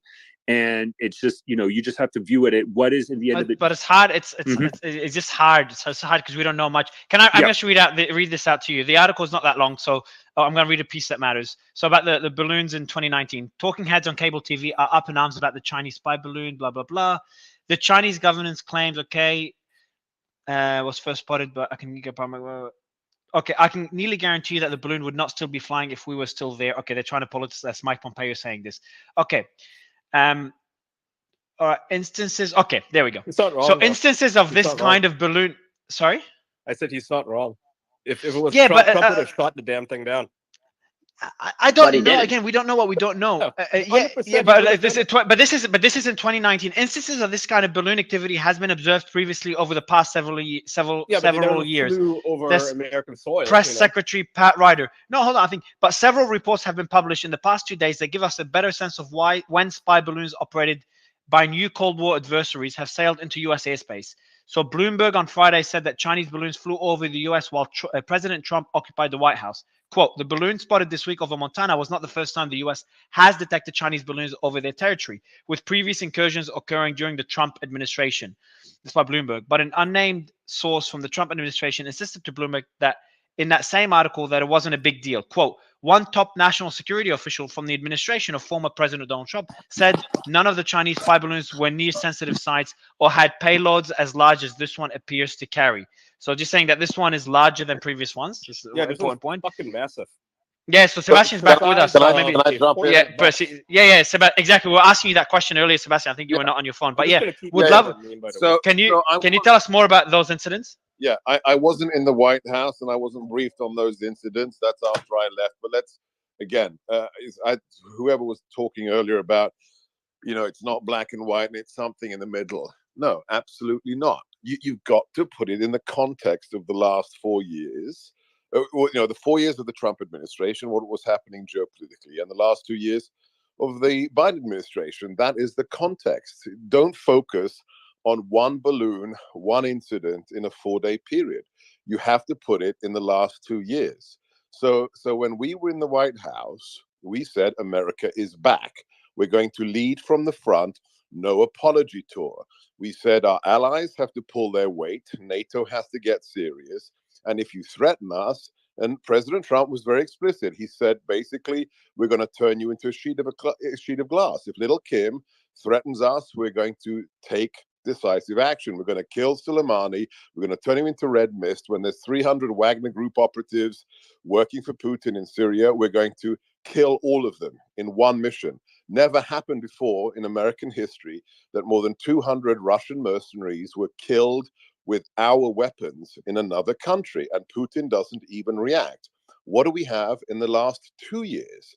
We have the antithesis. We have a return to waffle, piffle, the global commons, NATO's great, don't insult Russia. And then Sebastian, I'm going to tell you, Sebastian, just 4 minutes ago, China's foreign ministry expresses strong dissatisfaction and opposition towards the U.S. use of force to attack the airship. Just well, they have to say that. They have to say that because, for them. I'll give you the mic, Piotr. I'll give you the mic in a bit, Piotr. Right after this.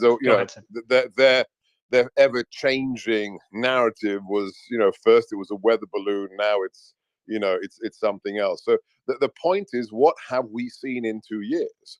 We've seen a disastrous loss of Afghanistan, the only strategic airfield that we had in the region. There's no over-the-horizon capabilities. You can fly from a UAV, field in Arizona that's going to let you hover over Central Asia. We have 13 Marines and 1 corpsman and 1 Green Beret killed, by Afghan ISIS affiliates as we're leaving that strategic asset. And then we have what? We have the second invasion of Ukraine.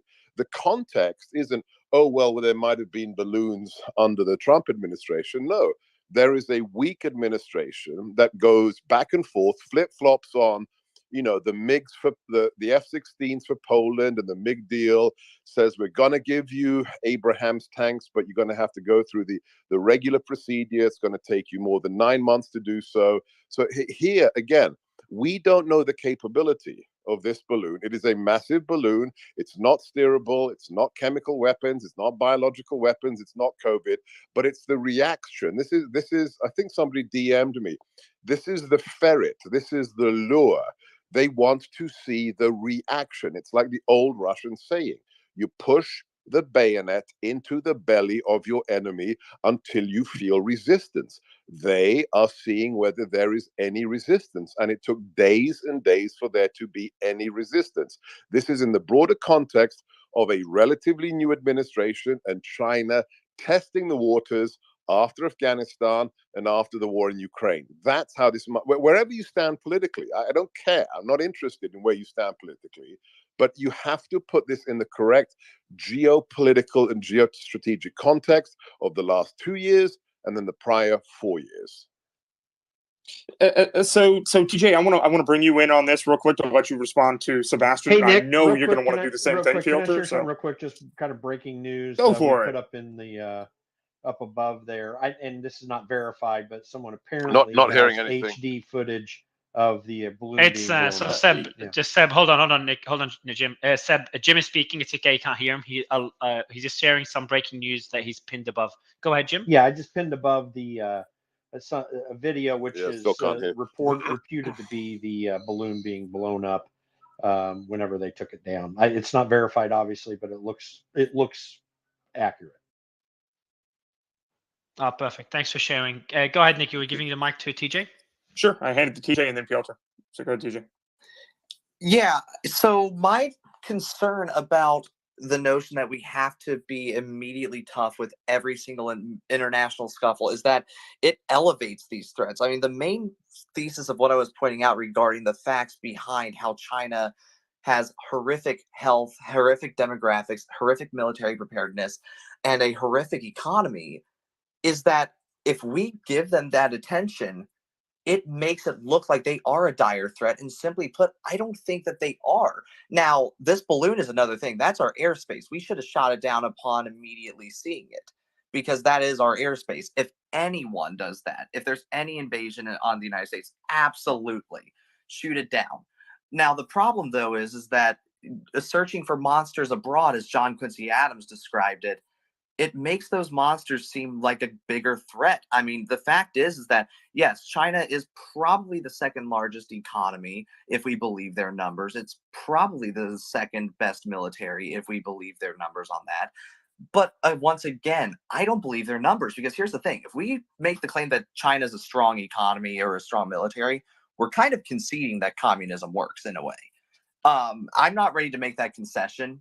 Most communist nations go down on their own.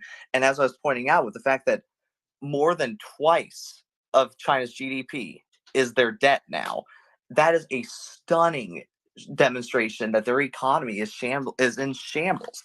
I mean, what that really says is that restraint is prudent. If anything, and this is largely inspired by the central thesis of Michael Beckley, who was a scholar for the Kennedy School, in his book Unrivaled: Why America Will Remain the World's Sole Superpower, is that the main danger is really doing too much rather than too little when it comes to China.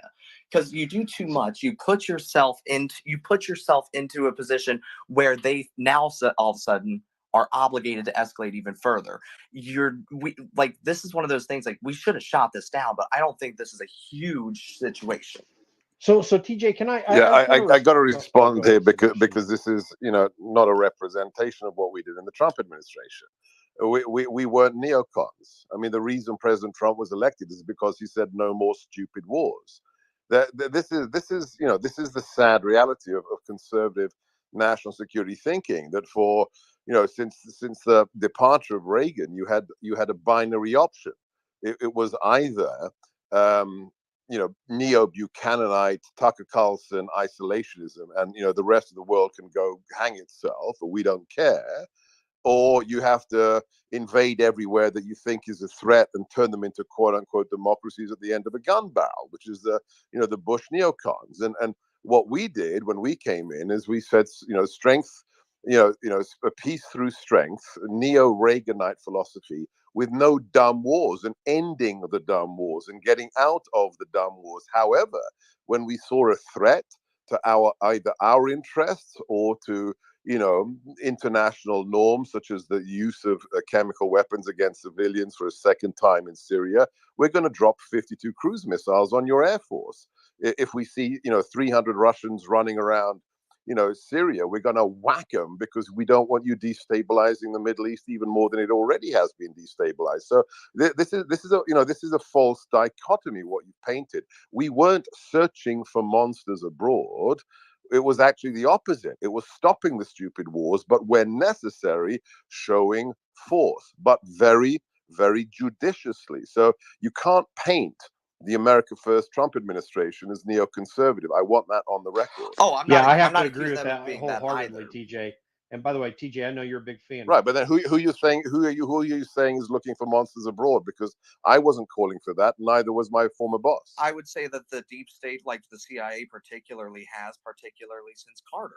And here's the thing, the best thing Donald Trump did was not start any wars, and thank God for that. And I'm glad that you were calling for a more restrained foreign policy than I've seen my entire life, Dr. Gorka, like in full disclosure. But what I'm saying is that really, when it comes down to it, there is an element of searching for monsters abroad, and that's just everywhere. And I don't think that's necessarily the president's decision. I think that the CIA played a huge role in that. These lifetime appointees are really the biggest threat in that. So I'm not really trying to pin it on the Trump administration. You don't have to lecture me on what the deep state wants. So yeah, we can agree on that. So I just want to jump in on this point, just to contextualize a couple of things about China.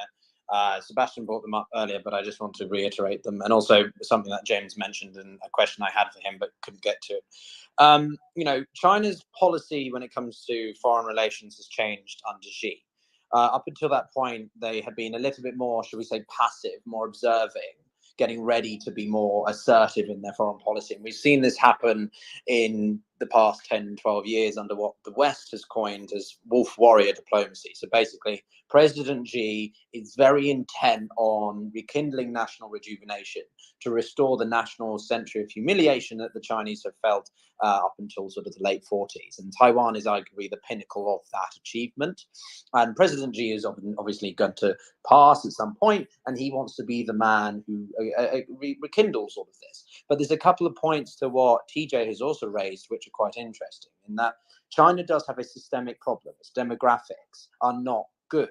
The one-child policy that has dominated the Chinese domestic situation for the past 40, 45 years has made the country completely lopsided. And as I've said this before, the working dependency ratio of the elderly population and the younger population is increasing on that of the working population. So you've got a top-heavy, what's known as a population triangle or pyramid, where you've got, an older group of people. It's what you're seeing in Japan, Italy, other parts of Eastern Europe are really struggling with this. But the problem is China's got a really gender-wise really lopsided, and this puts huge havoc on healthcare, on social security, on just economic output. Not to mention the housing estate crisis.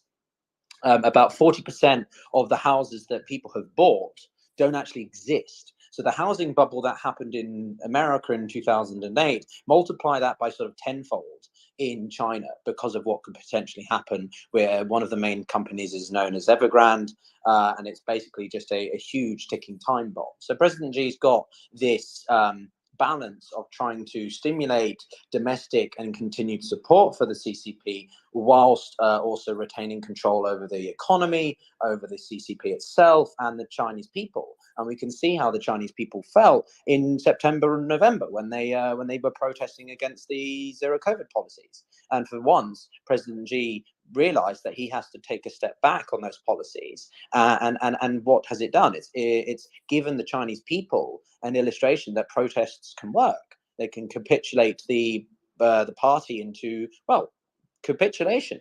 So there's a lot of things on China's radar at the moment which don't play well into its foreign policy interests or objectives, namely counterbalancing against the United States, dealing with its immediate neighbors like India, Japan. It feels contained. There's a lot of things on its plate. And the last thing on the balloon point, just to bring it back to what we were originally talking about, is James mentioned realism.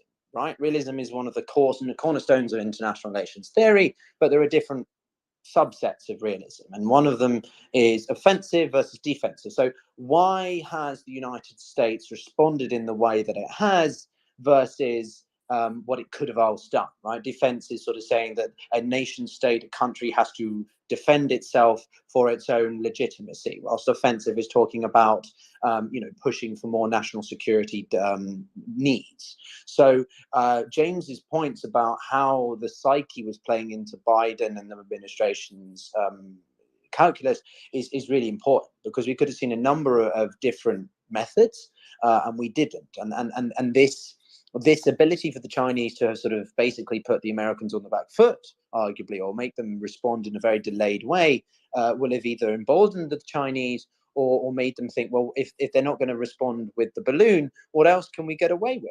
So it's we're in a bit of a difficult time at the moment, and tensions are extremely, extremely high, even before the balloon developments. I'll land that.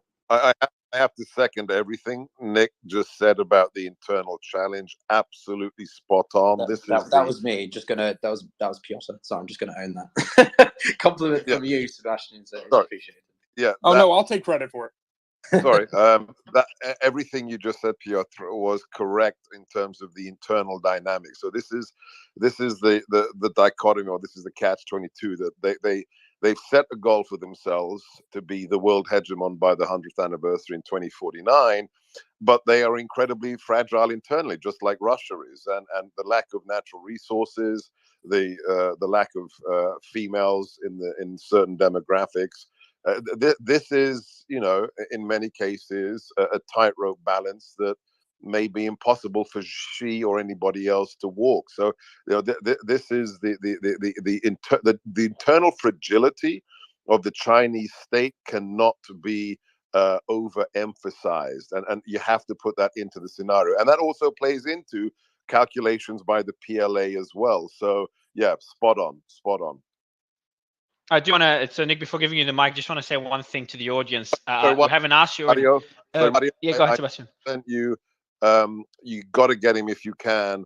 Our former defense attaché in Beijing, General Rob Spalding. He's also a B-1 stealth bomber pilot. Oh, Sebastian, I interviewed him on Thursday. I've texted him. Yeah, he's not responding. We need to get him on. He could tell us chapter and verse. So you got his number. Yeah.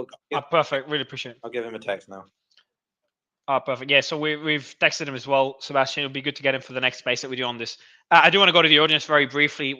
If you don't know already, bottom right corner, that purple circle, do share your thoughts with us, questions that you have, because we'll probably do another panel on this very soon about US-China relations. We're planning it for a while. Piotr has been helping us plan it. But we did it obviously today as a quick one, just relating to the developments. But if you go to the comment section, I want to get your thoughts on what you've heard so far, and whether this story even concerns you, or is just a quote unquote nothing burger. But Jim, any final thoughts, man, before we start wrapping up the space? Yeah, no, I don't have anything too big, but just to emphasize a point, and Sebastian started to make it earlier. China looks out in not just in weeks or months or even 2-year cycles. They look out in 10, 25, 50 and 100-year cycles. Like they have extreme. Weird, I can't hear.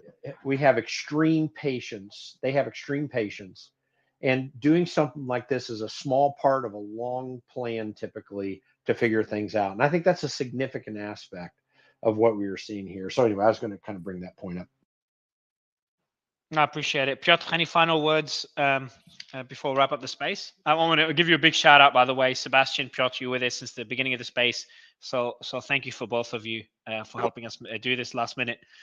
Piotr, you have your hand up. I'll give you the final words. We'll go to Patrick. Yeah, thank you. I appreciate that, Mario. This is, this is my entire master's thesis is great power play. I think you know nothing about this stuff. You just pretend. I'm honest. You just pretend. You just watch some. You watch some movies and then you come up with stories. Oh dear, cheeky little shit. I've texted Robert. What? China is the CCP is the single biggest threat. Yeah, you're back. You're back. Yeah, sorry. Go ahead, Piotr. You just dropped out for a bit. You texted Robert and then you stopped. I've texted General Spalding. I'll see if I can get him on. Our space took several months to get together, but on the China actual point, I'll just say very quickly. Look, the CCP is the single biggest threat.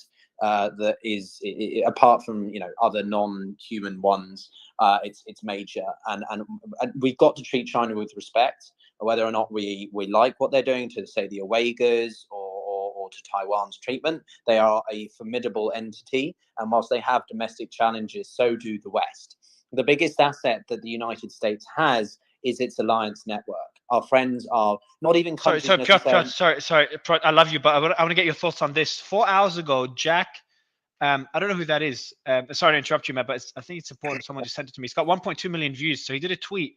This is a senior editor at humanevents.com, veteran Navy intel officer. We should probably invite him, Jack Posobiec. I think we did invite him.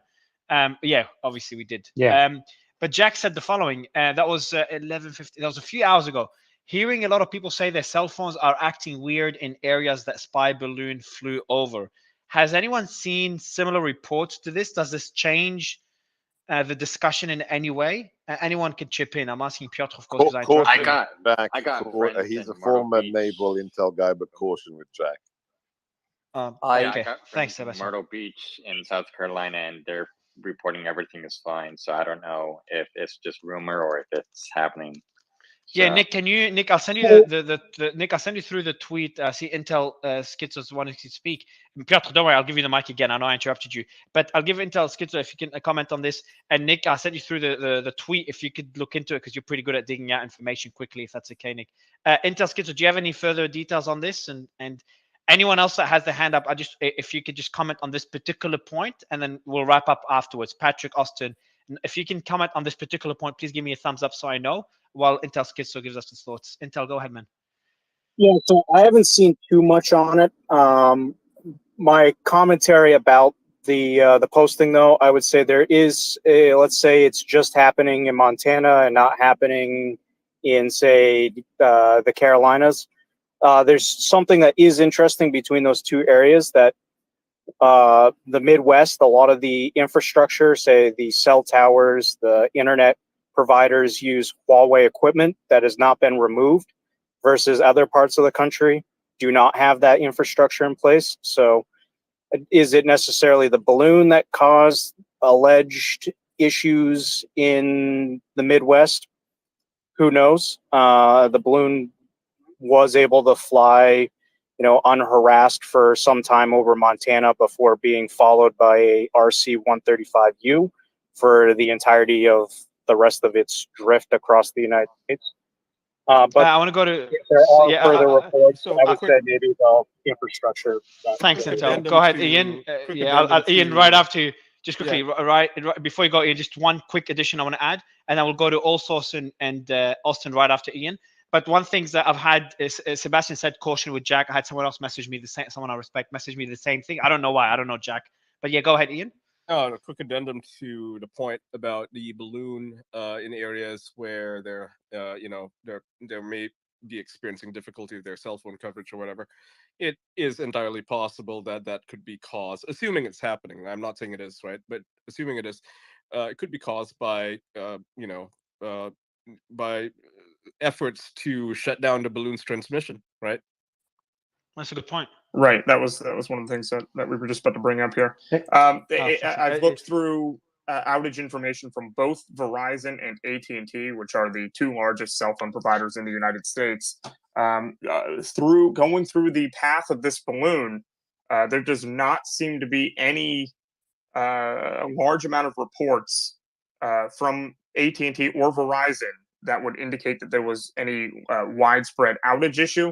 Verizon has actually responded to this via their Verizon support Twitter account and has said that they are not experiencing any sort of outages in this. So if you can take that as you will, that's from the two major carriers, and that's from research that we've done over the past 2.5 minutes. And by the way, thanks, man.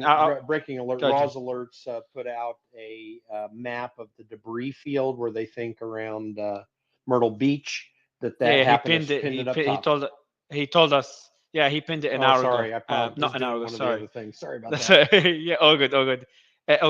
So I'll go to Allsource and Austin. You both gave me a thumbs up. You can add on to this this point about what Jack was saying in his tweet. Yeah, I don't believe cell so. Cell phone network connection. Cell phones acting weird. Go ahead. Yeah, so I don't believe so, because I mean, this is the main thing, right? So a lot of times when you look at platforms that carry intelligence capabilities, a lot of them also have dual use for jamming, right? But those are two completely separate mission sets, right? You have what's called electronic warfare jamming, right? That's one specific mission set that they would utilize in offensive manner. And by the way, I think that would have been significantly more provocative if China were actually trying to jam and do EW over U.S. territory than just collection. Like EW is that is a declaration of war, because you are actively targeting U.S. infrastructure, right? If you look at the balloon and everything, so what's EW? Can you tell us what? Electronic warfare. Yeah. So electronic when warfare. You look, so when you have platforms, right, you have collection, intel collection, right? So that's your imagery, which is called IMIT, is the acronym, imagery intelligence. Basically, for people to understand, you're taking pictures. SIGINT, signal intelligence, which is absorbing and trying to decipher and collect communications from people. And then the other one that there's multiple types of intelligence, but the other one is ELINT, which is electronic intelligence.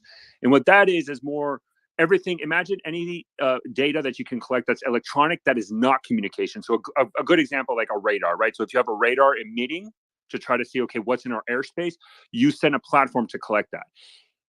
This platform, you can have kind of dual use in the same system, but everything points that this was 100% utilized and done to do collection. And generally, when you do EW, electronic warfare, there's frequencies and jamming, and so you can specifically target specific frequency that a lot of times civilians don't, utilize when you use your cell phone. That's a specific frequency compared to something else. So, in summary, I don't believe that this is a valid report. This is actually cool. Like what you just said, like essentially, it's like in intelligence gathering, there's like different lines you cannot cross. Like, hey, we don't like you to do any intelligence gathering, but I know it's inevitable. So these things are like general hidden, like unspoken of rules of engagement. Like you can't do this, you can do this, you can't do this. This one is a declaration of war. So what were the three categories again? One of them was EW, electronic you have various, warfare. Yeah, you have various types of intelligence collection, right? So I mean, anybody can Google this, right?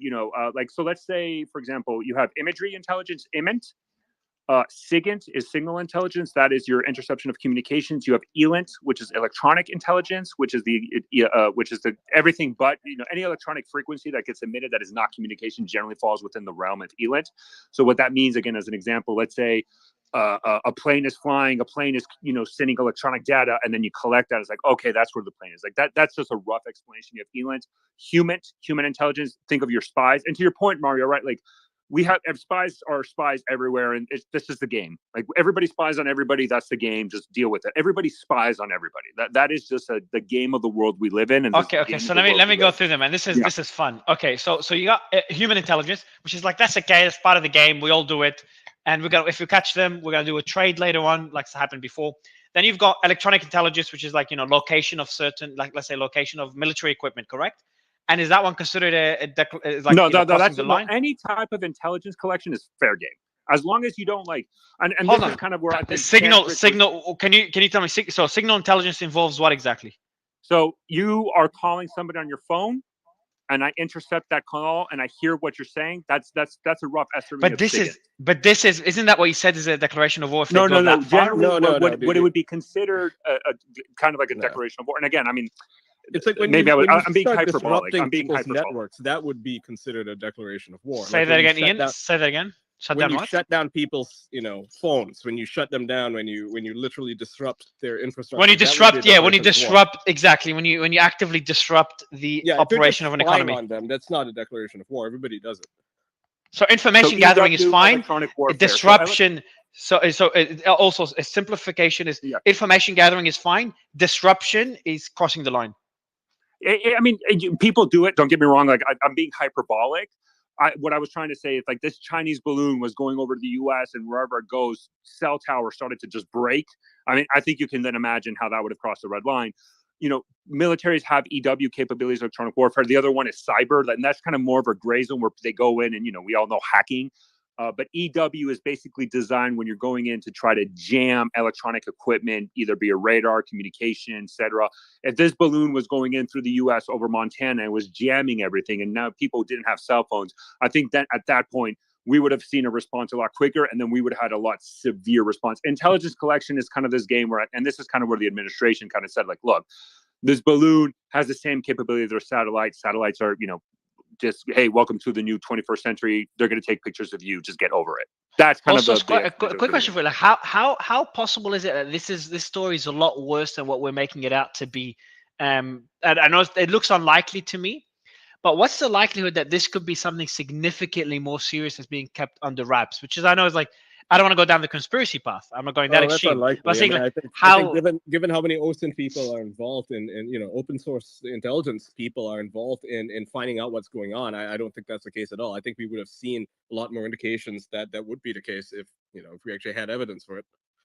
Yeah, I would agree with Ian. I think this was because it was such in public nature. I mean, again, I'm not going to say 100% because the government is capable of doing a lot of things and under the wraps and not denying it. But I think Ian brings up an excellent point. And oh, by the way, this flew through the U.S. where everybody has a cell phone. Everybody can look up and be like, oh, there's a balloon. I mean, and this is kind of the crazy thing. This is an international incident, which maybe happened 60 years ago. We wouldn't have that much footage. And like literally every single day, we were live tracking this. And I think I watched this in the news. Somebody made up a good example. This was kind of like the NORAD Santa tracker on Twitter. Like we were live tracking this. So I think Ian brings up a good point. It's hard to really put this under wrap.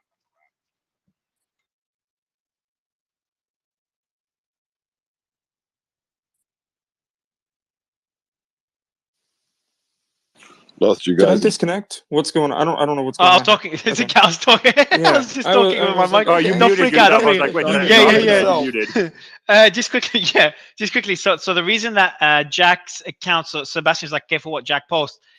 So someone's telling me that he posts things that are not confirmed. He asks like if questions. He asks questions, and a lot of people, so those are very interesting questions. He asks questions, and people take the questions to mean something else, which is the fault of the reader, not necessarily the asker.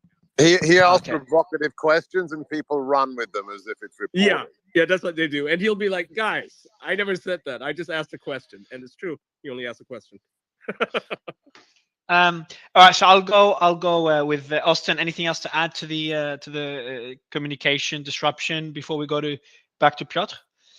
Yeah, no, I think this is actually another really good example of just how hyperbolic these conversations can get sometimes, right? We've been able to kind of thresh through the previous reporting of like, could it be a bioweapon? Could it be an EMP? And, within 2 minutes to 5 minutes of analysis, it's very clear that that's not the case, right?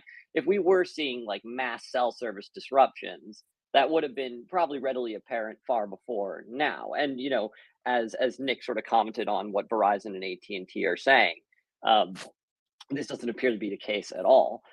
But that being said, the fact that we've talked about it and we've seen this like narrative spread, there's a quote that's oft attributed to Churchill, but actually kind of derives from Virgil on a lie gets halfway around the world before the truth has a chance to put its pants on.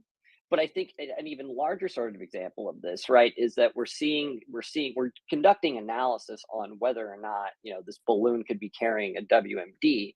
And in this entire conversation, in the past week, there have been two major developments in U.S.-Chinese relations. Number one, the fact that Fiji has decided to cancel its mutual security policy with the Chinese on law enforcement.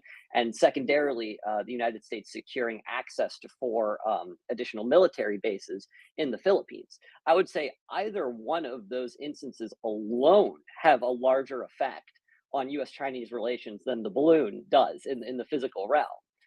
But the fact that we're talking and we're threshing through, whether or not cell towers have been fried by the balloon is I think really indicative to how powerful the information space has been on, the balloon itself.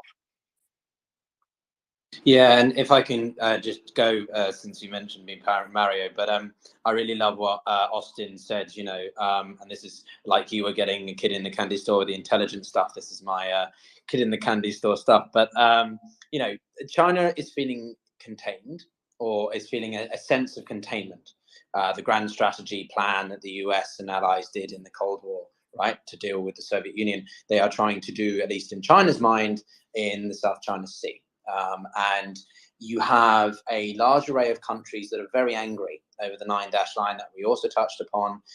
Taiwan is arguably the crux of that 9-dash line element. But, China established a defense pact with the Solomon Islands in the summer of last year, which is a major one, the first of its kind.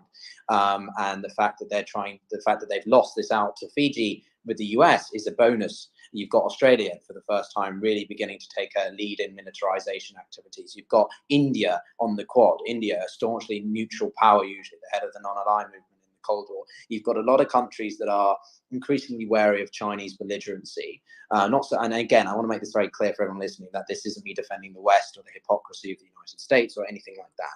It's more simply the recognition that China is making a lot of countries very wary indeed, and it, they have limited capacity in some ways. I think, as I say, we need to treat the Chinese with respect, but the fact that the best that they can do, at least initially, is to use a balloon to make us all start scurrying around, headless chickens kind of narrative, like, is it an EMP? Could it do X? Could it do Y? Is exactly what the Chinese want to do. because they want to see what reaction they get and how much it can cause all of us to go crazy. But anyway, last time. And Piotr, one more question to you, actually, and anyone else. This question from the audience, and someone I know personally, not personally, someone I know who's spoken on our stage before. He's asked a question. Just tuning into your space.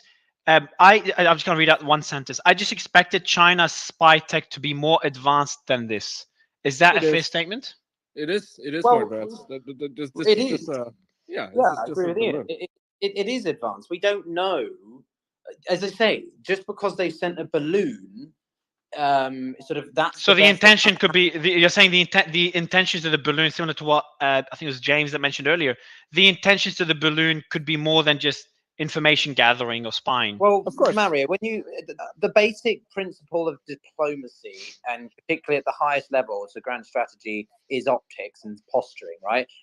Think of Theodore Roosevelt in the 1910s. He paraphrasing here, but he talked about carrying a big stick, but not necessarily using it. That it's the same principle, right? You can have a large nuclear arsenal, but it doesn't necessarily mean you're going to use it. It's about instilling a sense of fear without actually doing anything of a kinetic sense or actual action. So the Chinese definitely have very capable equipment. We just don't know much about it. The last point I'll make is that they have a doctrine called minimal deterrence, which is basically they carry the minimal amount of warheads, nuclear warheads needed, about 250, to deter other powers, namely India and Pakistan, who are their immediate threats, or maybe not Pakistan as much, but that's the point. They're beginning to shift from this minimal deterrence because they think they need more nuclear warheads. They're getting more ballsy. We're just seeing every year they're just getting more and more ballsy. It's concerning. Yeah, that's part of this war warrior diplomacy I mentioned before. So, to answer the person's question or point is, China definitely has a capable military. We've never seen it in action since the 1960s, 70s, and that's something we have to take into account. Last point is General Spalding will be keen to come on, I'm sure. He's just a bit particular about how he likes spaces to be run. I'll be in touch with him. I can see if I can bring him on. And I've also got a lot of staff from SAIS, Johns Hopkins, who talk about this sort of stuff. So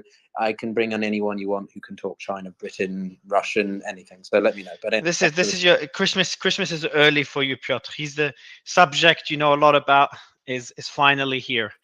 We'll jump to Patrick, and then we'll go to Intel and Joy to kind of wrap it up. Thanks, Mario. Just kind of a final note from me. What's interesting next will be how the Biden administration responds. Now, obviously, I think their initial reaction has been subpar, but if they want to, there are steps they can take, after the fact to basically let China know that this is not something that we're willing to tolerate in future. Rolling up some of these unofficial Chinese police stations would be a start. Ejecting known PRC intelligence assets would be another. There are things we can do to communicate our displeasure, and it will be very interesting to see what steps the Biden administration takes to do exactly that, if they choose to do so at all. And I think their reaction will be something to watch, and we'll be able to gauge exactly how serious they took this based on that to some degree. Another thing, two things, Patrick. First is just, I think you go back to, imagine you're 2 years ago and someone told you like, hey, the US will be shooting down a spy balloon, a Chinese spy balloon, while being involved in a proxy war with Russia through Ukraine. That's where we're at right now. We're in, not when I say we're, I'm talking about the US. The US is just, it's already in confrontation with Russia, and escalation with China is at I wouldn't say an all-time high, but definitely higher than it's been in many, many years. How concerning is this in your opinion, Patrick? Well, let me just say real quick, this came through the wire, and we don't have the statement yet. We're looking at it right now. China has come out and they have expressed, quote, strong discontent at U.S. downing the balloon. And then secondly, they just said, actually, I just got another one. So let me read that really quickly. And the second one says, we reserve the right for further reaction.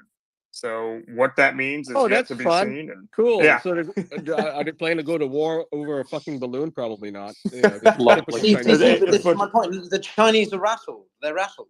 And this is if the West is intelligent, i.e. America, we can spin this to our advantage. Will Biden do it though? That's the question.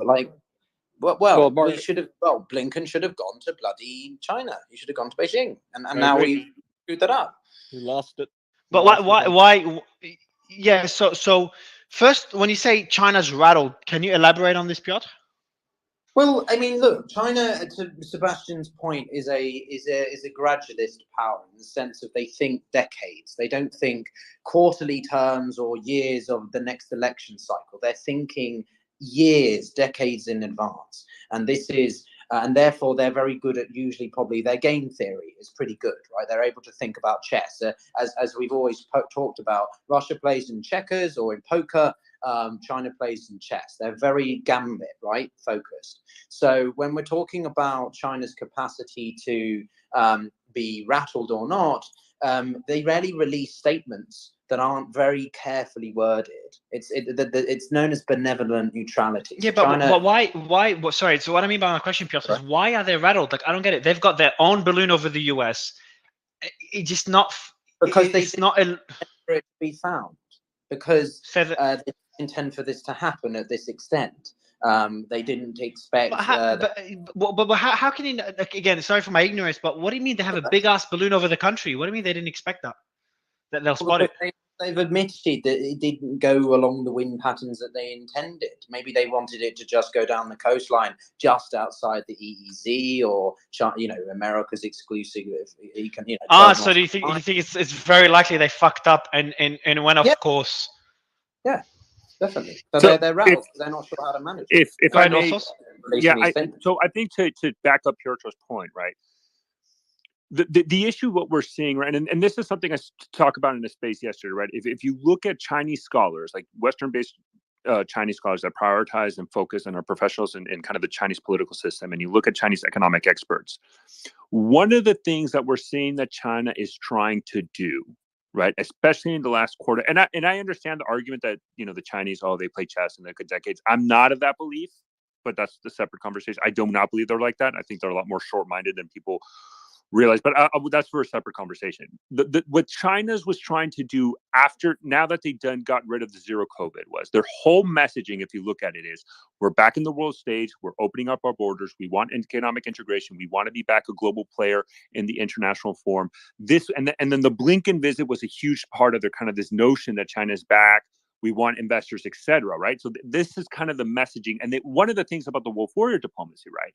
If you look from last year to this year, the key diplomats and so specifically the Ministry of Foreign Affairs, their spokesman, who was kind of the head of the Wolf Warrior diplomacy, he was removed from that position and he was sent into basically the equivalent of the U.S. NOAA department. Like, he was completely downgraded and he was sent away, and they put something like they're trying to get away from the Wolf Warrior diplomacy and go back to this because they realized with Russia, Ukraine, that they were becoming isolated and the zero COVID. So this was the messaging that they were trying to do. And by the way, now here comes a balloon over U.S.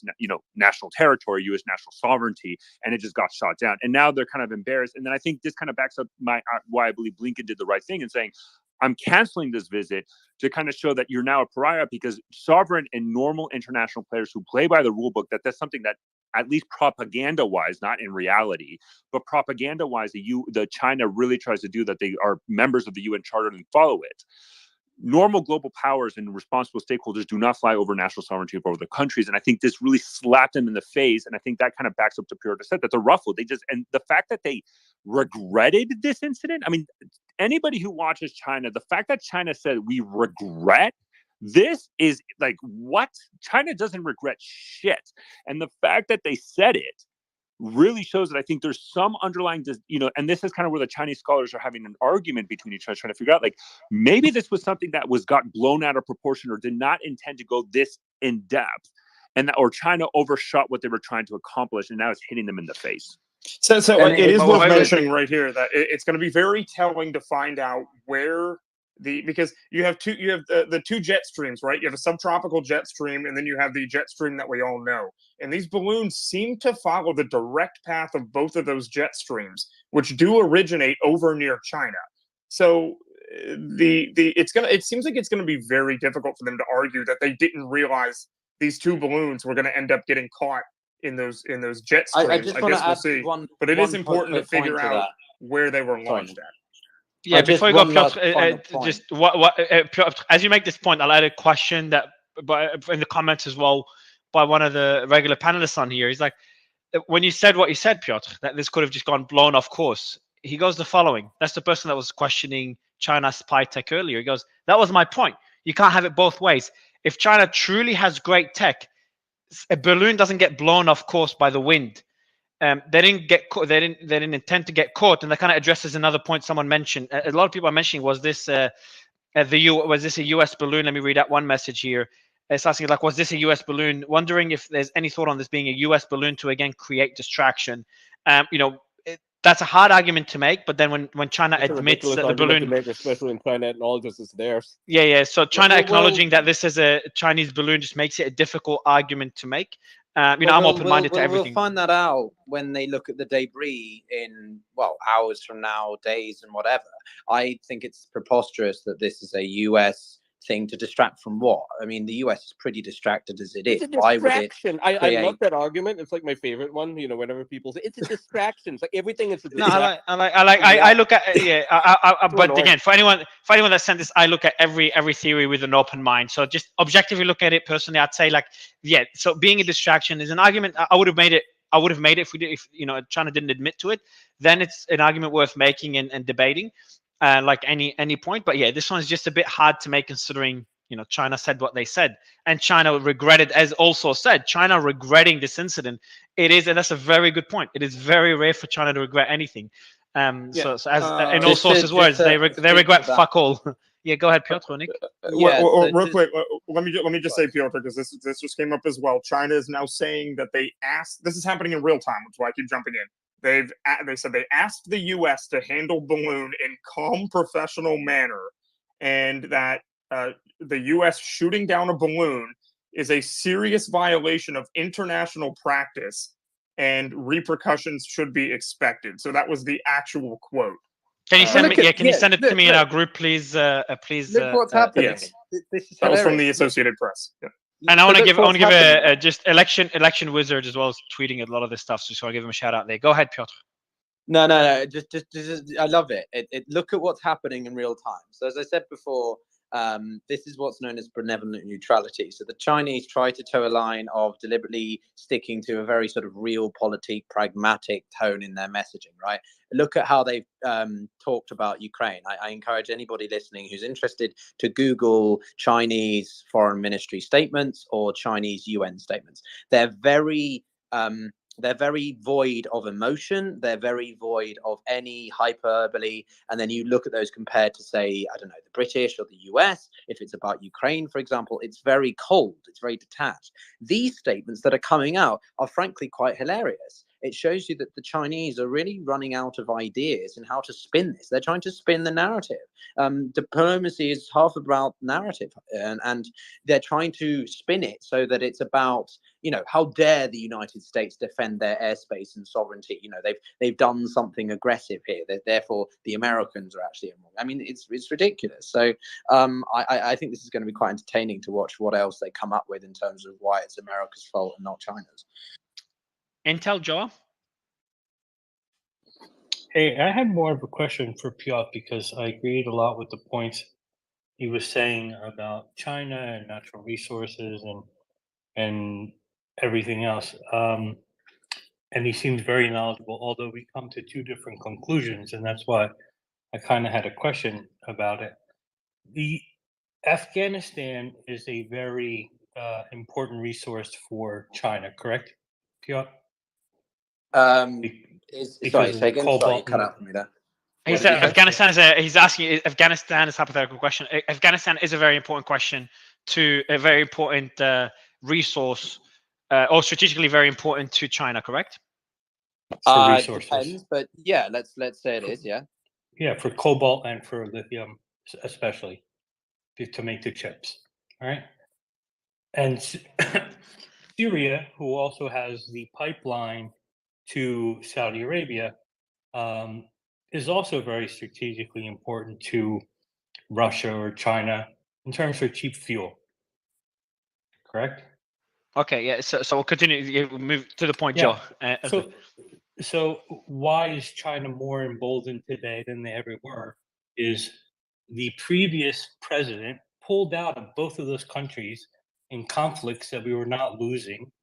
The only president to ever pull out of active conflicts in the past 20 years that we're not losing. I would, George. Do you mind, George? I would. What I'm gonna do is, I invite you on the stage, and I love you on stage all the time. I will keep that question for the next space. Would love you to come on, just because that will go down a completely new rabbit hole in a political discussion that is worth having. But I'd rather have it on another space because I'm trying to wrap this one up. Is that okay, Joe? Yeah. Piotr was just very knowledgeable, so I'd love him to be on because. All right, Piotr is always on. I can promise you that, especially when there's China in the title of the space. Yeah. Intel, I'll give you the mic. Any final words? And then we'll have Jim, Nick, Ian wrap it up. I guess if we want to continue the conversation, I can create a space here in a few minutes if anyone's interested in that. And we can kind of continue the conversation in any particular direction.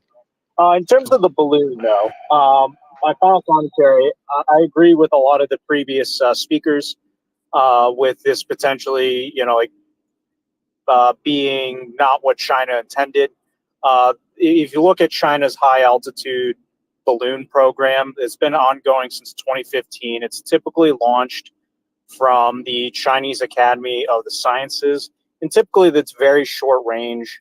It usually is just for altitude and testing different payloads on the balloons. I did post in the nest a couple research papers from the Chinese Academy of the Sciences about the various payloads that they've tested with these balloons. So I think based off China's reaction to this, it seems very plausible that it could have just been a routine test of this high altitude balloon and it went completely awry from their intended goals. And the U.S. response, as Patrick said, I definitely am curious to see how the U.S. administration reacts further to the developing situation. Because now that this has happened, we need to make it clear that it's not acceptable. And definitely want to see what could happen. I think I agree. I think the U.S. response will be very important moving forward into how serious the matter is. I think always when you look at the response of a country, generally shows how we don't know what we don't know, and the response usually hints to how severe or how much we don't know. I'll go. Also, did mention to me. I'm gonna read it. I'm gonna say it in the space unless he jumps and says, "Mario, don't say it." But also, messages there. Shit, what's going on, bro? All right. So General Spalding is in the space. We were gonna wrap up the space, but that's a great reason not to wrap up the space. Let me get. I'm just sending him an invite now. General, I've just sent you through an invite now, so you should accept it. It's via your DMs, and I'm just gonna follow you as well, so I could actually see you in the stage. I'll go to. So also did say the following. He does not. I'm gonna read out exactly what he said. Tell the person who's asking. Do you mind if I read it out, also? I'm guessing it's have at it, my man. Yeah, so also says, tell the person who's asking about China military intelligence capabilities that my opinion, and I respect all sources' opinion, he's been on the stage a few times, is that China capabilities suck. That's it. That's all sources' quote. Aaron, the mic is yours as we wait for General Spalding to come up. Yeah, I just wanted to make a comment because there's been a lot of talk about intelligence surveillance with this balloon, but there are other forms of surveillance that we also need to kind of pay attention to. They're not as sort of attention grabbing as a huge balloon in the sky that gets shot down by a military plane. But there's been mention of TikTok, but I want to mention one other means of digital surveillance on not only ordinary Americans, but people around the world that China rolled out quite brilliantly a few years ago during the Beijing Olympics. And that's that they first rolled out the central bank digital currency, the yuan, prior to the Olympics. And then for all those international travelers, whether athletes or spectators or anyone who participated in those games, they were required to download the app for the yuan and use that for all of their commerce while they were there. And then, of course, they went back to their home countries with an app on their phone that was tied to all of their financial information and lots of other data on their phones. So, data being the new gold, that's recognized both in the East and in the West with the surveillance capitalism sort of model that we've pioneered here. That the fact that we're giving away lots of information freely, not only on TikTok, but in even more powerful ways, and that China was able to do that. I found it interesting. China was able to do that to almost no sort of public commentary or notice, and I think people are starting to comment on, central bank digital currencies and the power that would give to central actors to monitor and potentially control financial transactions. But actually, the Chinese are a couple of years ahead of us on that. The Feds are floating the idea of a digital dollar, but China's engineering may be sort of backwards, catching up, reverse engineering our technology. That may all be true, but in certain economic realms, they've actually taken some steps that I think we should be paying more attention to. Thanks for sharing that, Aaron. And in the meantime, I do want to say General Spalding, I've DM'd you invites to come up. So before giving the mic to Piotr, just want to say, check your DMs, your messages, your Twitter message, and click on the link there. You can leave the space and then click on the link there. Jim will communicate with you directly if you're facing any technical issues. Piotr? Yeah, no, I just wanted to say I think that Aaron raised some good points. I can't actually see the general in the space though, so I don't know if it's a glitch on Twitter, but no, just to this point, I mean, again, I think a space about China's internal domestic demographic situation is really worth diving deep into. Because I mean, a lot of people, if Kim.com was here, he'd be arguing about BRICS, and we could have that debate. Oh, I see the general out now. Nice to see you, General. Yeah, I think there's a time scale element to this, which is really important. How much whether China is able to, rekindle its glory days before the demographic crisis really hits it hard. Then you've got the debt crisis, which is a problem for all countries. But as I think it was Allsource or some others, TJ, who were raising, that's something that China hasn't really got that much capacity to deal with. Namely, that aggregately the economy is very large, but there's questions about how big it is. There's one study that was done about 3 years ago that estimated that China's economy could actually be 40% smaller than it actually is because of the amount of light emittance from economic zones like cities. This was a trend he plotted across all autocratic countries. So there's a lot of questions about China's actual capacity. The semiconductors is really important because it puts the overall economy behind by about 20 years. So a lot of these questions are playing into the psyche of Chinese policymakers, for sure. But I'll pass back to you for the general. I appreciate it. Yeah. So Jim, I'll let you introduce the general. General, pleasure to have you on stage. Jim, the mic is yours. Yeah. No, actually, will you mind introducing him? I think you're going to do that better than I would. Oh, okay, sure. Well, yeah, welcome to General Robert Spalding. He is a former Brigadier General of the United States Air Force. I was lucky enough to interview him on Thursday last week for a conversation about Taiwan, China, and also some aerial elements of Ukraine. And he has also been part of previous US administration. So, General Spalding, it's great to see you again. Welcome to the panel. Just unmute yourself there. General, can you hear us? You got bottom left corner. You can unmute your mic. How are you? Yeah, sorry. Can you hear me now? Yes. Yep. How are you? Great. I apologize. I have a cold, so maybe me too. my throat.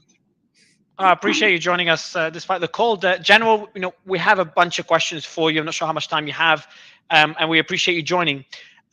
General thoughts on recent developments, China's response to the balloon being shot down earlier today, and any other thoughts? How serious is the matter? Well, I think the thing that I find important about the balloon issue is not so much the intelligence collection capability. It's more so the signal it sends. I don't believe it's accidental. It's kind of like if you remember when President Obama went to Hangzhou for G20 and they told him that they couldn't find stairs for Air Force One, and he ended up coming out down the bottom of the plane. I think the way that this is portrayed in the U.S. media is far more important to China than any intelligence collection activities that they could get from the balloon. So you're saying that, so 2 points you said, and you're not the first person to say that. We've had other guests earlier in the show say the same thing, is that the use of a balloon is not an accident. And do you imply that that was more of a psychological move by China, or did I misunderstand the point you're making, General? No, I think that's it's very akin to what I think happened during the coronavirus, which is widespread what I would call mistrust of the medical community now in the United States. I think a good example of the benefit of what's going on right now is beginning to mistrust the ability of the United States to defend itself. And so the military, which is a pretty strong institution in the United States, I think ends up looking probably the worst in this effort. And it's really an inexpensive way to achieve this goal. And do you think that could be a response to the escalation we've seen in Taiwan and the semiconductor? I would characterize it as less directly related to Taiwan, more related to the overall relationship between the U.S. and China. I consider us to be in the second Cold War, and I think this is just a part of that. So these things occurred regularly between the U.S. and the Soviet Union during the first Cold War, and I think this pattern of behavior is going to be something we're going to see quite a lot of. General, I'm curious your thoughts. We just had a statement come out from China, basically saying, they asked us to handle the balloon in a calm, professional manner, and they reserve the right for future action. What's your, having been there and been something of an attaché in that direction and working with them, what's your sense of what they're trying to communicate with that statement? Well, again, it's hard to say their exact motive, other than to say I think it really has to do with the optics around it, and those optics really have to do with their undermining of the institutions of the United States and the West more broadly. So I don't really put any large stock in the statement itself. The behavior of the regime in terms of how they have handled it so far is pretty characteristic of the way China handles most things with the United States. Does that seem to indicate? Sorry, Jim, just a point you made earlier, and I'll give it back to Jim, because Jim, you're asking great questions. I've just had a doctor that comes on stage on a regular basis when we do spaces or shows about COVID. I'll read out what he said, and I want you to elaborate on it, General. When you made the comment about COVID, so the General was implying that China was testing our response to a pandemic as a way to sow distrust in medical professionals. So, what was? Can you tell us more when you referred to COVID? How are you relating this to the current situation? Maybe we misunderstood. Well, I'm not implying that COVID was deliberately started to achieve the outcome that they achieved. What I'm saying is the advantage or the opportunity presented itself as a result of the spread of the pandemic to avail the Chinese of the ability to undermine the faith and confidence in Western medical institutions in the West. And I think they've been quite effective of that. And the cause of that is the overall what appears to be ineptitude by the West medical profession to deal with the pandemic in ways that bolstered the trust of the public.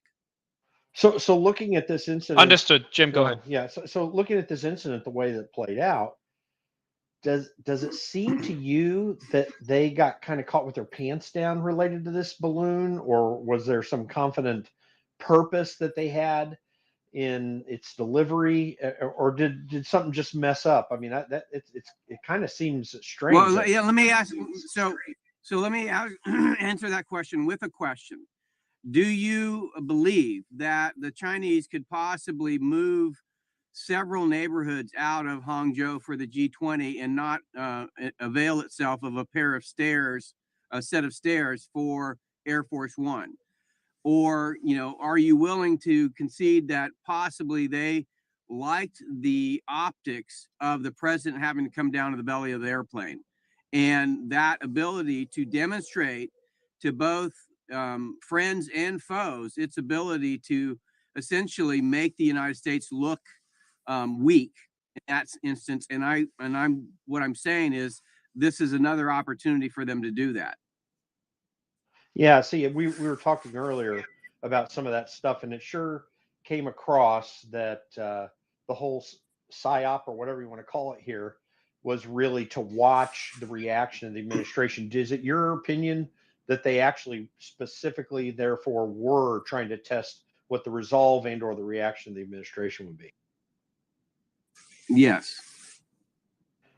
Piotr, what you had a question apparently. Why don't you go ahead? Yeah, so General, we spoke on Thursday as the balloon was entering U.S. airspace. I hope you get better. I hope I didn't overly talk you too much on Thursday. But my question for you is, given these developments now, and we're seeing how the Chinese are acting quite out of character, do you think that we could use this as a bit of leverage to see how they would play if we pressured them in other areas, say Taiwan, say other theaters, or do you retain much of how you felt when we spoke last? Well, I think we're prepared to do that. I just don't think that we have the ability really to do the same types of things, I think, to the Chinese Communist Party right now that they have with us. And the primary reason is because I think there's a battle going on both within the administration and within the West writ large that says where a component of the West and the component of the administration believes that the Chinese are generally genuine in their communications with the United States, and then there's an aspect or a side of it that believes the Chinese are not genuine and in fact have ulterior motives to most of the things. And given the interactions I'd had with the Chinese Communist Party over the years, I would tend to believe that they know exactly what they're doing. Excuse me. And their messaging reveals more about what they're trying to get out of this than we're willing to admit. And so for us to really take advantage of the situation as it currently is, we would have to become much more sophisticated from how we approach the Chinese Communist Party than we've been to date. And so I don't think that we're prepared right now to do that. So one last question, General, then quick follow-up. One of the themes that we've been talking about here tonight is just why the balloon, why this method of sort of, interference. Maybe it's more about, as you said, it's the media, but equally the Chinese, how capable, two sub questions. So one, how well in your mind is the Chinese PLA? How capable is it in its aerial areas, capacity? But second, what's the likelihood that we could see them, escalate, if that makes sense, or just raise the bar a little bit by using other forms of military equipment to test the waters, in a metaphorical sense, not literal? Yeah. So I look, we're not going to know until the invasion comes how good they are. I can tell you, having sat feet away from the CMC during the negotiations to return the UUV, that their command and control of their military forces is far better than what we have in the United States. So that was reform number one of the PLA. Reform number two, to make it more combat capable. I think we like to say that they haven't, excuse me, been in a war, so therefore they must not be very capable.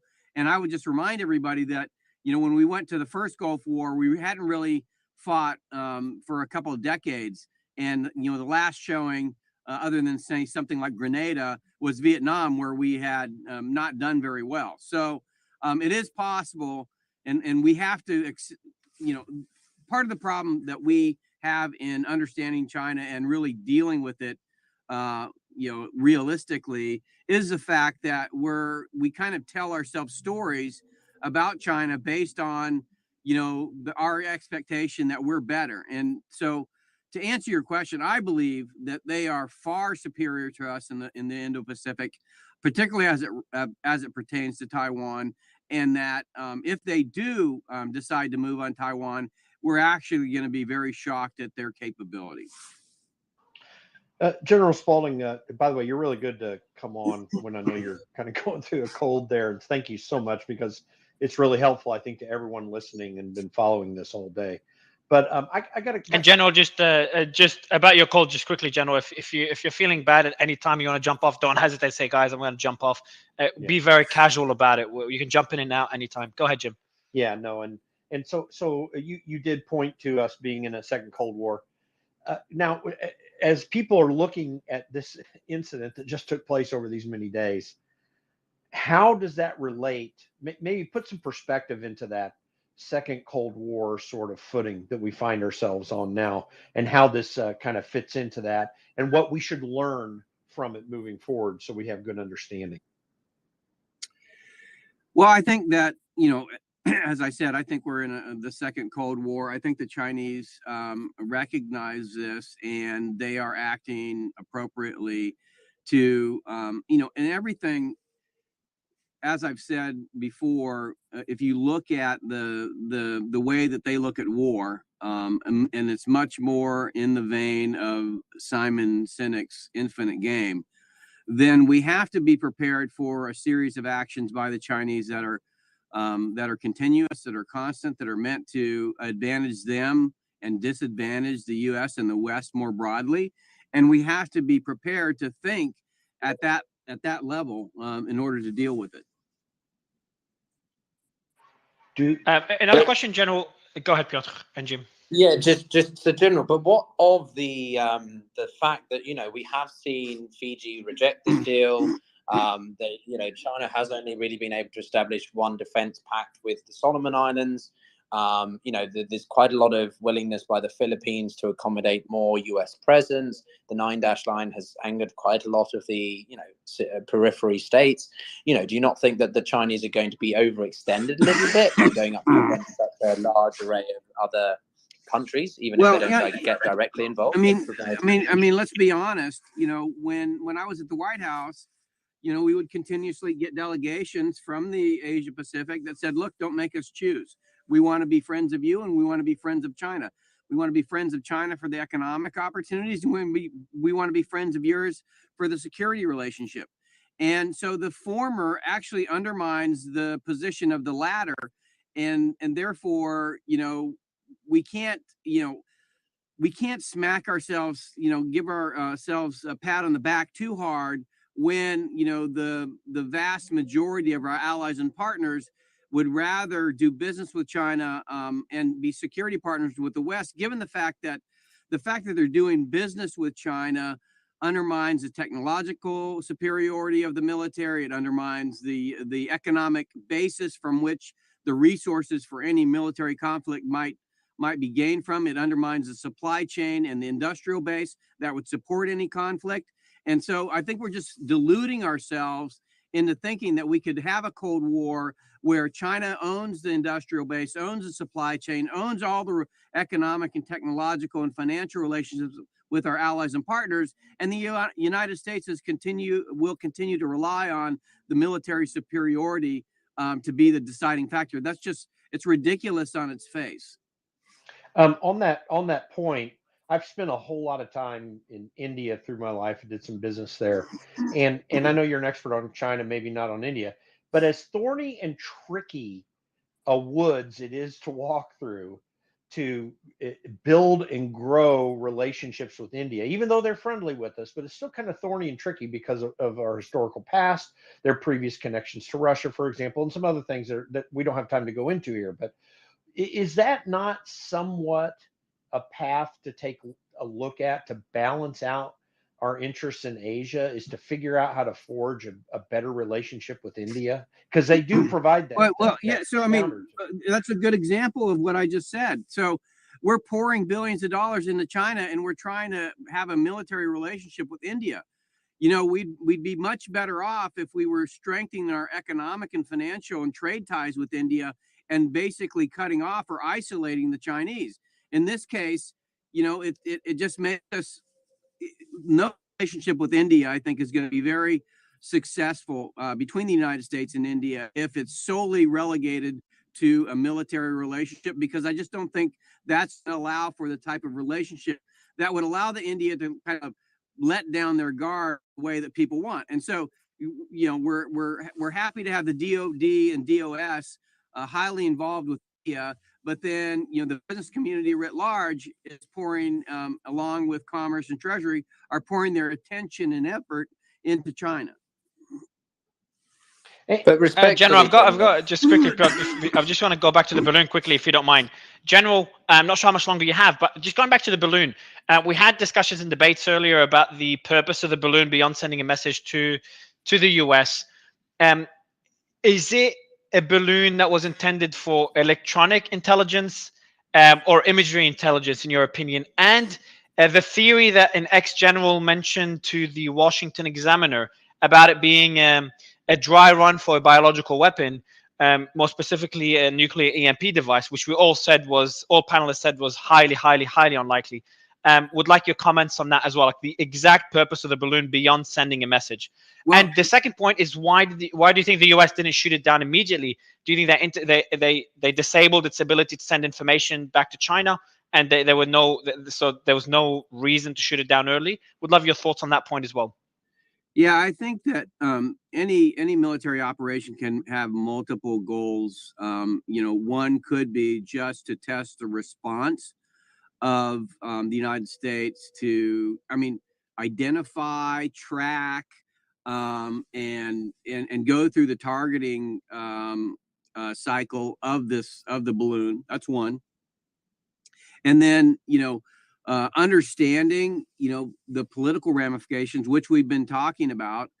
And then, yeah, it can be for either, for instance, it can be the ability. One of the things that a balloon provides you, particularly one that can be steered, is the ability to loiter over an area and be able to connect intelligence, both from visual and also signals intelligence means. So I think there's multiple goals that you can achieve from this. And so, yeah, you could, there was, I think, some thought that you could use fentanyl deaths and track the migration of fentanyl deaths in the United States to identify smuggling routes in the United States. So, there's a lot of different things that you can use these things for in terms of understanding better how the United States responds to these kinds of events. Also, yeah. So, hey, General, sir, thank you for joining. I have two questions for you, and then Mario, I'm going to have to drop after this. But my first question for you is, if you were the Chief of Staff of the Air Force, what would your recommendation be to the President of the United States, the forces of action that they should have taken to shoot this down, or what should have been the response to this balloon since its launch, et cetera?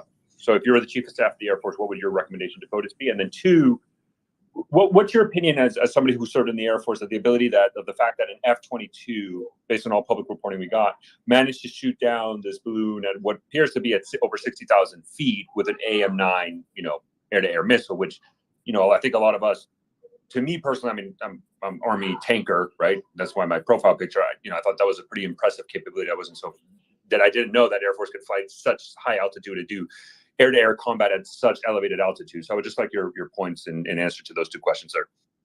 Yeah, I think, to prevent this from looking like we are impotent, feckless, I would have, my position is we should have taken it down immediately.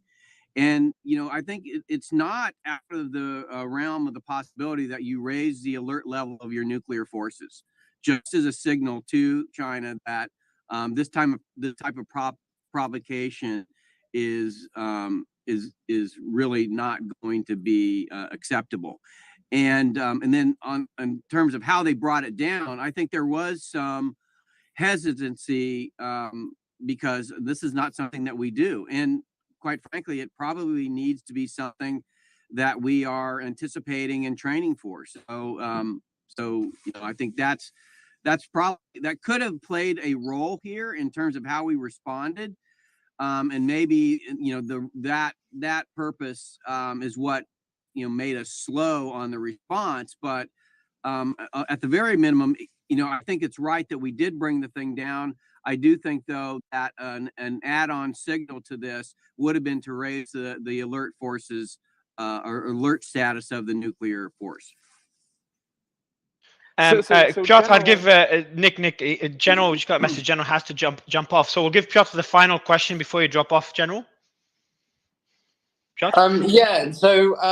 General, I wanted to just raise again the Indian point, right? So, we're talking about China's capacity as an economic power and so on. But the one thing I do slightly differ with you, and we touched upon this during our conversation, is that do you not think the time element is important here? Sure, we need to, America's in the process of decoupling or trying to, and we're trying to reallocate or realign through like friendshoring, nearshoring in the Latin American areas. So you do not think it's a bit unfair to say that, the US is too integrated with China, but that's because it's been the case for decades and we're still taking a bit of time to reach that point.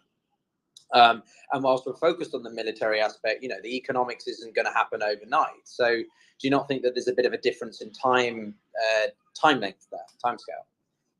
Well, can you elaborate on what you mean? Because I'm not sure. I think what you're asking is, the timeline required to reindustrialize. Is that what you're asking?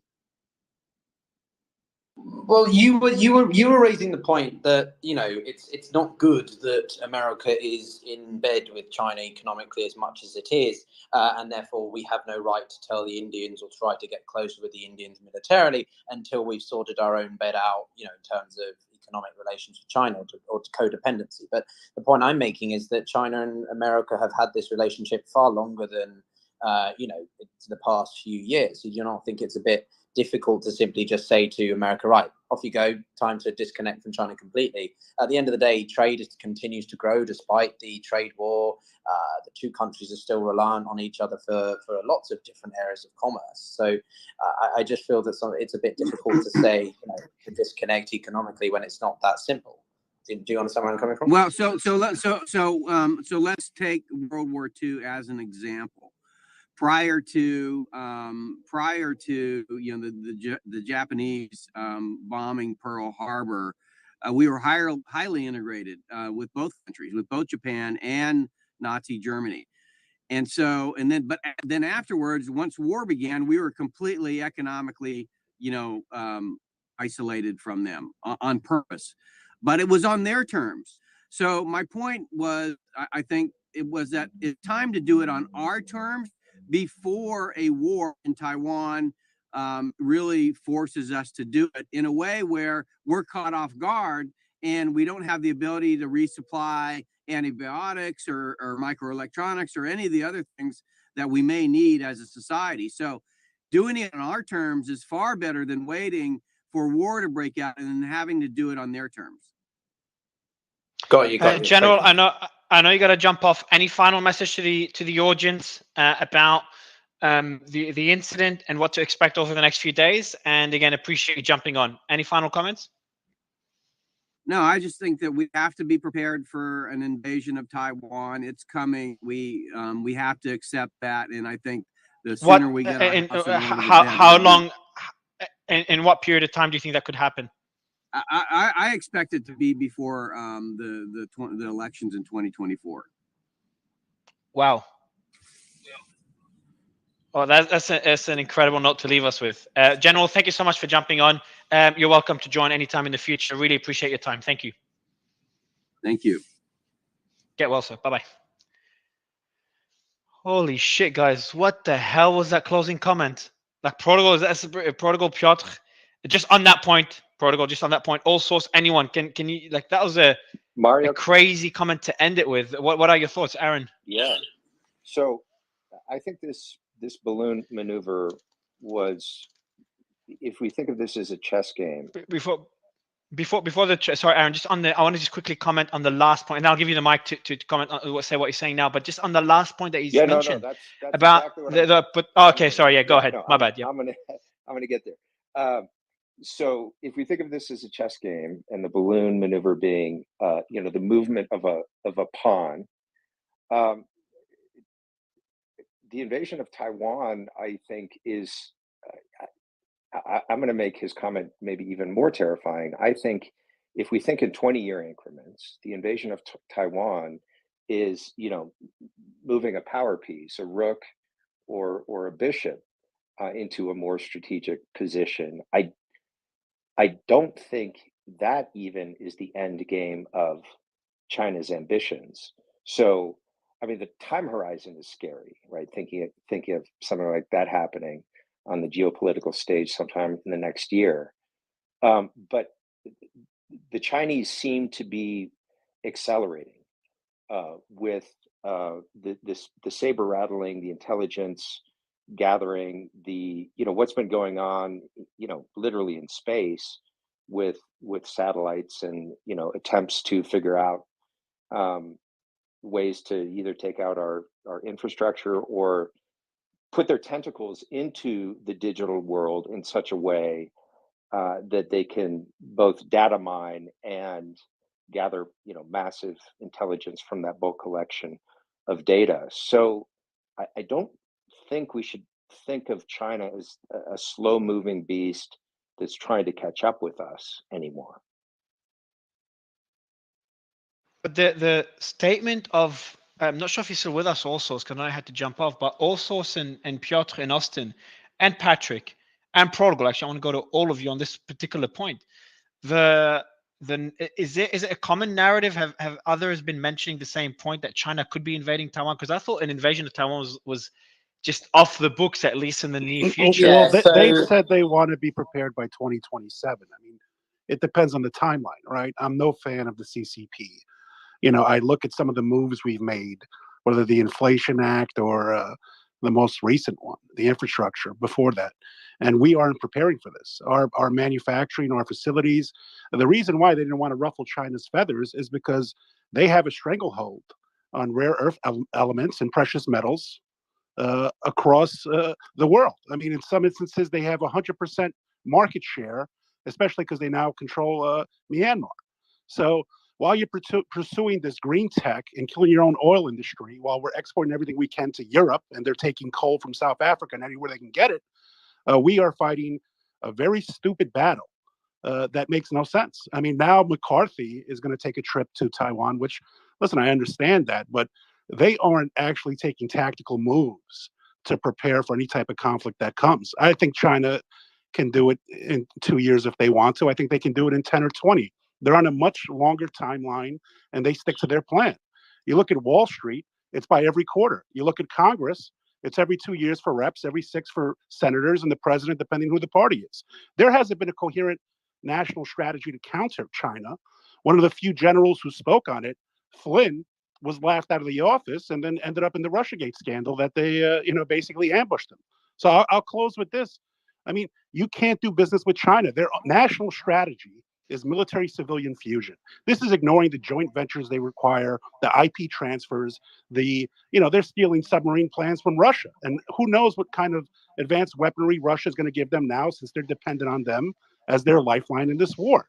And we are not preparing in any instance, and I think the general makes a valid point. I want to go to before going to Piotr, just the audience, I want to get your thoughts on this closing statement. I just want to get a sentiment. Am I the only one shocked by it? Piotr?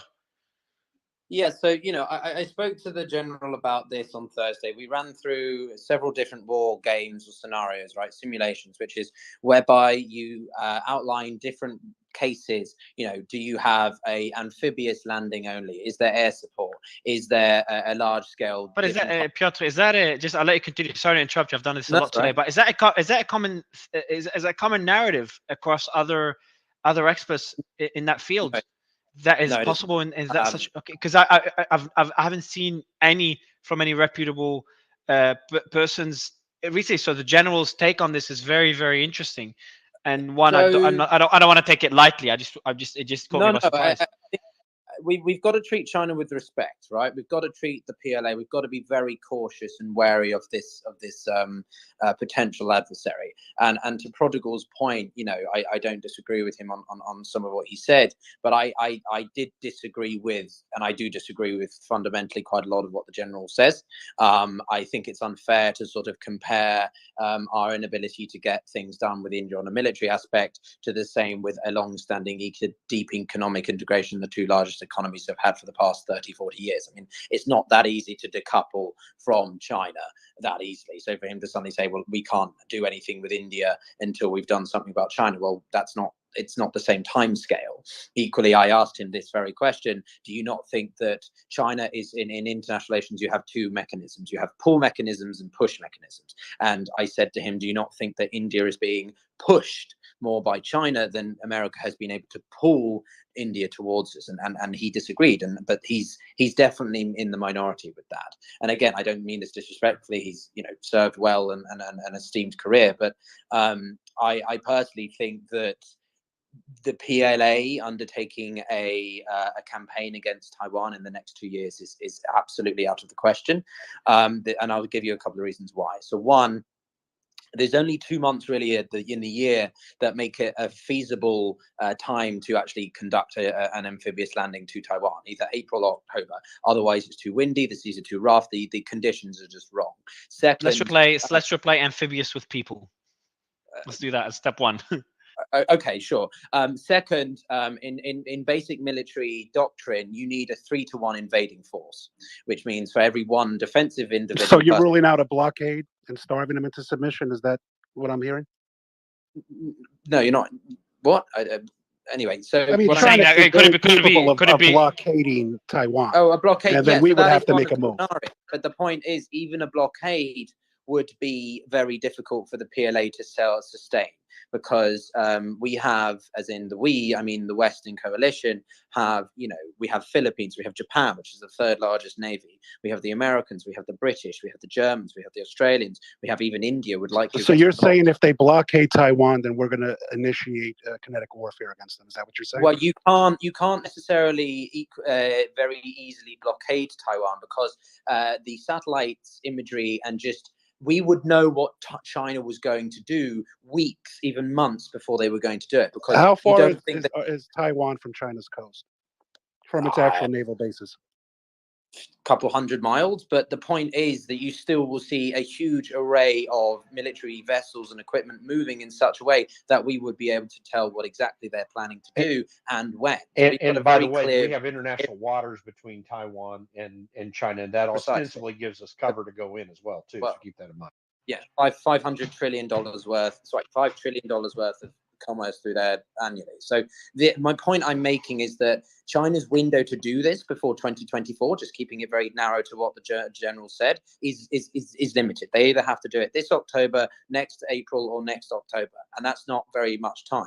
Equally, I just don't know how much money that they've put into the military. Not that they haven't been spending a lot, but they've got a domestic situation, and I just don't think that the PLA spreading their attention on invading Taiwan or taking Taiwan or whatever it is, whilst they've got the remnants of COVID, whilst the Chinese economy is trying to reopen, I just don't see that time frame making sense. Before 27, possibly, but I just don't think it's going to happen before 2030, personally. Patrick, also, any final comments on this general's final statement before you jumped off? Absolutely, Mario. General Spalding is being a bit conservative. Admiral Gilday, the Navy Chief of Staff, said he couldn't rule out a 2023 action. General Minahan, the head of Air Force Mobility Command, has also given the 25 figure. I think I think the current war in Ukraine and the lessons that are being learned from that have probably pushed back any time frame they might have. But you have some very senior officers in the U.S. military who are sounding some serious alarm bells in conjunction with General Spalding's prediction. Patrick, can you send me the two examples you used? Do you mind sending me the some information? Just DM it to me if you don't mind, because that's concerning. Certainly, that's very concerning. And I just wouldn't have. Is that recent? Because considering how much support NATO has offered Ukraine that should really deter China from doing anything with Taiwan? Oh yeah, General Minahan said this a couple of weeks ago. Admiral Gilday said it, I think, October, November of last year. So within the past couple of months. I'd love you if you can send me that information, Patrick, and would definitely love you, obviously, Piotr, also Sporg, or anyone else to join Austin, to join the discussion. I want to have a whole space on this because I think this, to me, this is probably one of the most concerning geopolitical discussions there is right now. So yeah, we definitely want to have a space purely on this topic. Also, the mic is yours. Hey, Mario, if you're doing a war game space, you have to have me. I'm a total nerd in wargaming.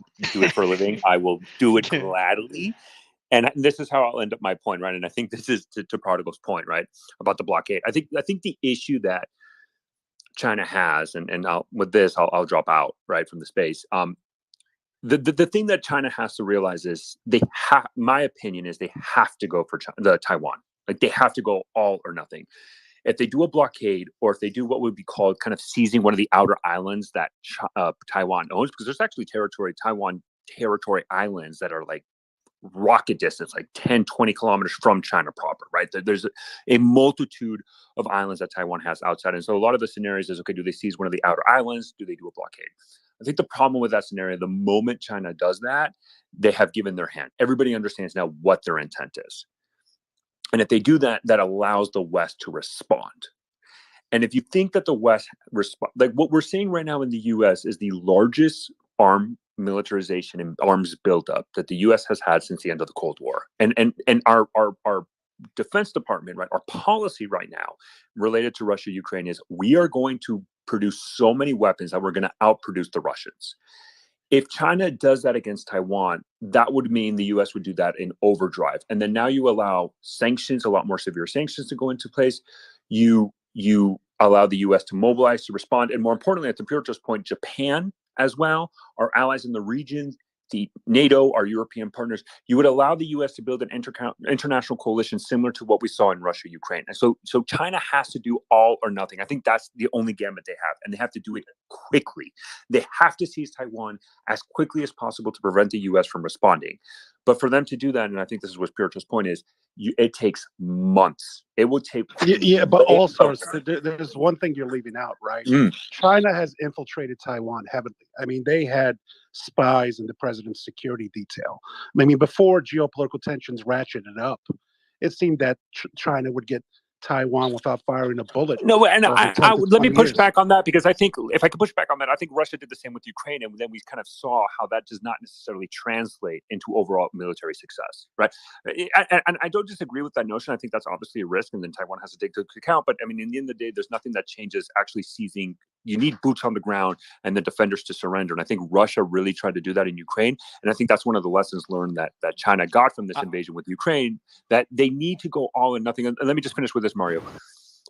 China realized they need to seize Taiwan quickly because they cannot allow the U.S. to respond. Because right now they understand in a toe-to-toe fight with the U.S., they're at a severe disadvantage, especially. And if you add even just Japan, then it's a huge problem that they have, because all the U.S. has to do is disrupt the Taiwan Straits, prevent China from maintaining logistical lines and their sea lines of communications there, and they are in deep, deep, deep trouble.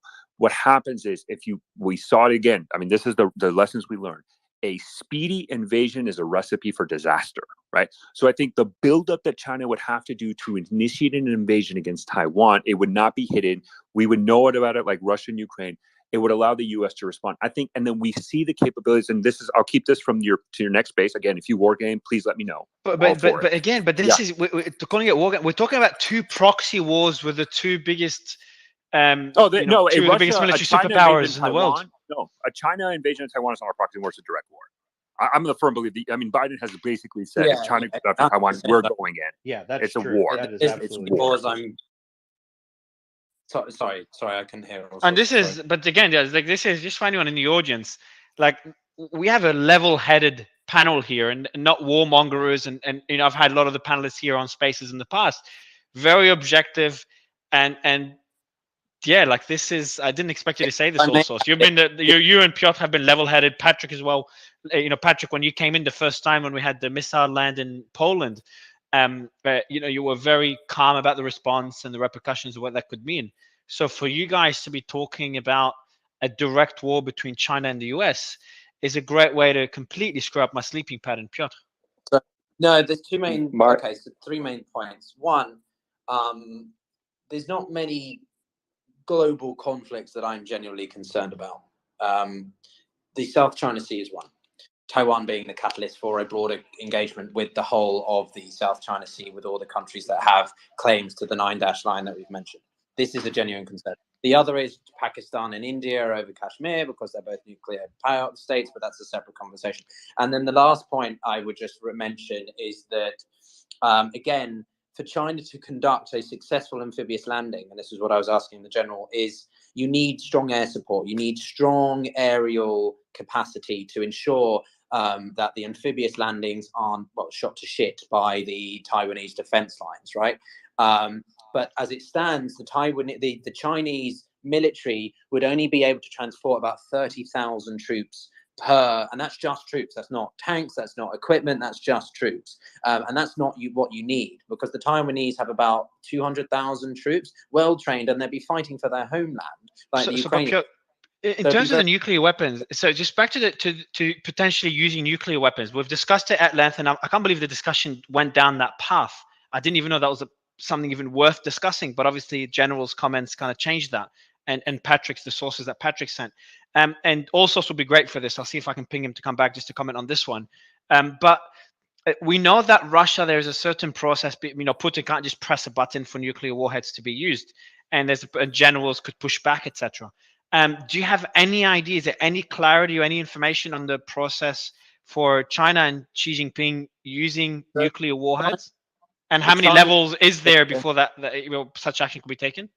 Well, my concern about the Chinese is because, the Cold War was between the Soviets and the Americans, right? So both had the red telephone. They both had direct lines of communication of all levels, be it general, president, or whatever.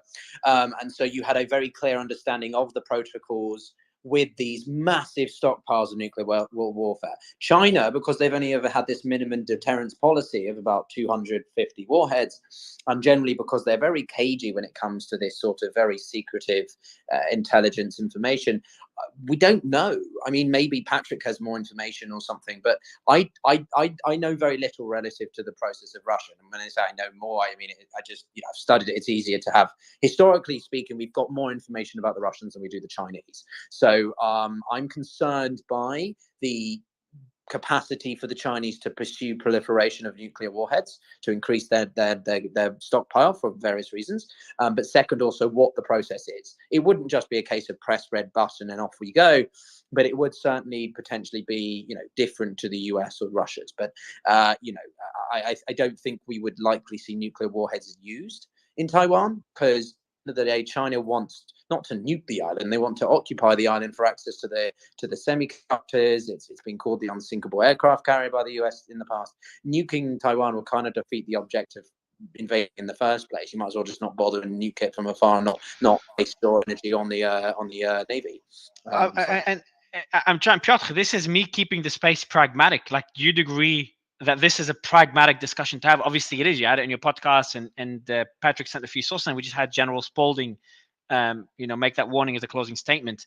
I want to get Austin's thoughts on this, and I'll go Aaron for some closing thoughts. Austin, anything to add to the discussion? Where do you stand on this? Oh, I don't think he's on his phone. Aaron.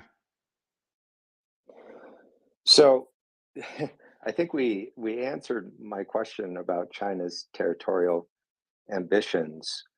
I don't know how long it's going to take for this to play out. And I think it's hard for a lot of Americans to wrap their heads around this possibility, in part because we have such strong economic interests in China. I mean, you saw when, I think it was the general manager of the NBA stepped out and criticized China's human rights violations. And the league immediately circled the wagons and, made him shut up, more or less. That's because it's a huge market for professional basketball there. And the same thing could be said of Hollywood. There's so much of the financing for major Hollywood films now comes from China. So you have all these industries in the US that are deeply tied in with China and happy to continue doing business there. And China's happy to continue doing business with us as long as it's on their terms. But setting aside those entangled economic interests, I don't see how, and I pray every day that I'm wrong because I'm not a war hawk. I do not want this outcome. I hope we can look back and this space is recorded and you all can laugh at me for my wrongheaded prediction. I'll be very grateful. But I don't see how we avoid a hot war with China, given the trajectory that the Chinese Communist Party has been moving and the pieces they've been moving around the chessboard. The US finding a way to strategically yield without embarrassing itself, finding some sort of middle ground, coming up with a plan, a long-term plan, either to integrate Taiwan or not integrate Taiwan or meet halfway. Something like, I'm sure there's, I just find it so. Mario, then again, I'm naive because I never thought ever Russia would invade Ukraine. I hope, look, I hope you're right about that. I don't think that's how the Chinese are thinking at all. In terms of strategy, that would jeopardize their grasp on. Sorry to interrupt you, Aaron, but that would jeopardize their grasp on power. And, especially then with dealing with not if we're entering a new multipolar world order, right? People it's too early to say that. Protocol. I'll let Aaron. Protocol. I'm just gonna let Aaron finish this. I know because I know you're going around. Sorry, because I interrupted Aaron. That's all, Protocol. And I'll give you the mic. Go ahead, Aaron. I'm actually gonna venture another very, very dicey prediction that I hope is proved wrong along with the first, and this one might really tie your brain in knots, Mario. I think, God forbid, if there is a hot war with China, we will very, very reluctantly, kind of kicking and screaming, eventually enter into an alliance with Russia against the Chinese. That's not far-fetched. That's not far-fetched at all. Yeah, I think that's going to be how things actually shake out and how the lines end up being drawn. If I think if developments continue as they are, both economically in the realm of particularly of big tech and in the realm of sort of the biosecurity model of governance, and that is going to obviously result in major shifts in terms of balance of power, if you want to call it that. And Ukraine, so the US yields in Ukraine for Russia to become friendlier with the US. Like, it's crazy. I just thought globalization and nuclear deterrence, the self-destruction or mutual destruction, are enough reasons for us not to even have this discussion. But then again, I thought it was enough reasons for the US not to invade Russia. Protocol, I'll give you the word before Piotr wraps it up. For a late dinner, but I disagree. I think that was a chance before. A lot of us believed we could have done a new detente with Russia against China. Our administration chose a different path, which led to escalation of tensions in Ukraine. Listen, moves we make on their end may speed up China's timeline. We're starting to send them more advanced packages. You have the the Taiwanese tech billionaire, I believe it's pronounced Robert Tsao. He's funding a 3 million strong civilian, basically militia force in preparation for an invasion. So I agree in regards to China being strategic, but if we don't play this right, the timeline might be sped up because China does know that we don't have the production capabilities right now to support Ukraine alone, right? There's only 5 prime contractors to the Defense Department, just like we've seen consolidation in other industries. They took a model of just in time, just enough. And this new modern warfare we're seeing in Armenia and Azerbaijan and now in Ukraine is showing the past models are not going to work. And I don't see, we'll see what our defense industry does. I'll end on this. It didn't make the news, but the last budget that passed, we gave wartime purchasing authority to the Pentagon. They are buying and going to be buying up as if we are in war, which technically I would argue we are. So, we'll see what happens. I'll go. I think Piotr will be. Thanks, Borgo. Final thoughts. I know we are wrapping up. Just for the audience first, and Piotr will give the final words before Jim and Nick wrap it up. But first, I just pinned above again. I'll retweet it on my profile so you can see it. The newsletter. So it's an incredible space. I didn't expect it to go on for that long. Wanted to wrap it up hours ago. But we just had so many great guests. It was an incredible discussion. One of my favorite spaces in a while. Really enjoyed this one. And we were contemplating whether to do a space on the whole balloon discussion for hours, for days, since yesterday. And we're like, yeah, we'll just do it as part of the debate that we've been preparing for a while between the tensions between China and the US. I didn't expect it. I mean, first, I didn't expect the guests that we had to come in last minute, and we decided to do this space an hour before we actually did it. So well done for the team. But also didn't expect General's comments and then the feedback afterwards by the panel regarding the risks of a US-China war. Otherwise, I've pinned the newsletter above, so make sure you register there, subscribe to get the latest updates, to get recaps of the space, and also go to the comments, bottom right corner, and give me your thoughts. What would you like covered in our China-US debate? I'm just going to call it that, keep it general. And whether that concerns you, potential war between a direct war, as Allsource himself mentioned, the conservative Allsource, conservative as in, you know, relatively pragmatic, that if China invades Taiwan, he expects a direct conflict between both superpowers. So would love to see whether that, would love to know whether that's a concern of yours. Japan I'm going to go already through said the comments. they're in it if that happens, right? Japan has basically said that, and now Japan is remilitarizing. They're actually going to start purchasing offensive weapons, which I agree with. I think I want Japan in the fight. So I'll give the I want Japan in the fight. Prodigal, you already started the war in your head. I want Japan in the fight. I'll give the mic to Piotr. Piotr, you helped a lot with the moderators to organize the panel and invite a few of the guests. So really appreciate it, and can't wait to work with you on the next space on the US-China relations. But would love your final closing thoughts, mainly focused on the tensions between both countries and whether we should be worried, because you are relatively pragmatic. The final thoughts, and then we'll go to Jim and Nick to wrap up the space. Yes, so thanks a lot for the space. I'm happy to provide more guests from, you know, various people I know. Just let me know what you want and when. If anyone in the audience wants anything, message Mario and I'll see if I can facilitate something. But yeah, to the topic at hand, I mean, look, we are in a very difficult situation. I want to make two main points, which is one, we must be careful in directly comparing Ukraine with any scenario in Taiwan.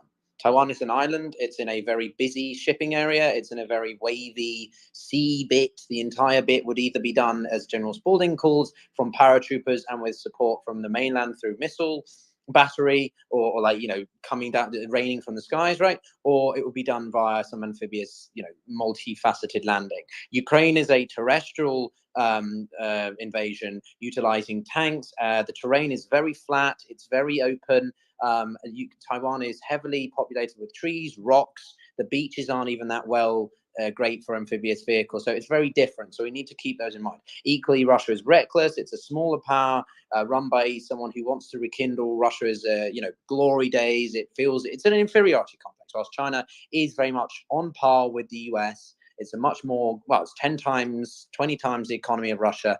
And so the scenarios are very different. The other thing I just want to emphasize is about tensions right now. Yeah, we're in a difficult moment.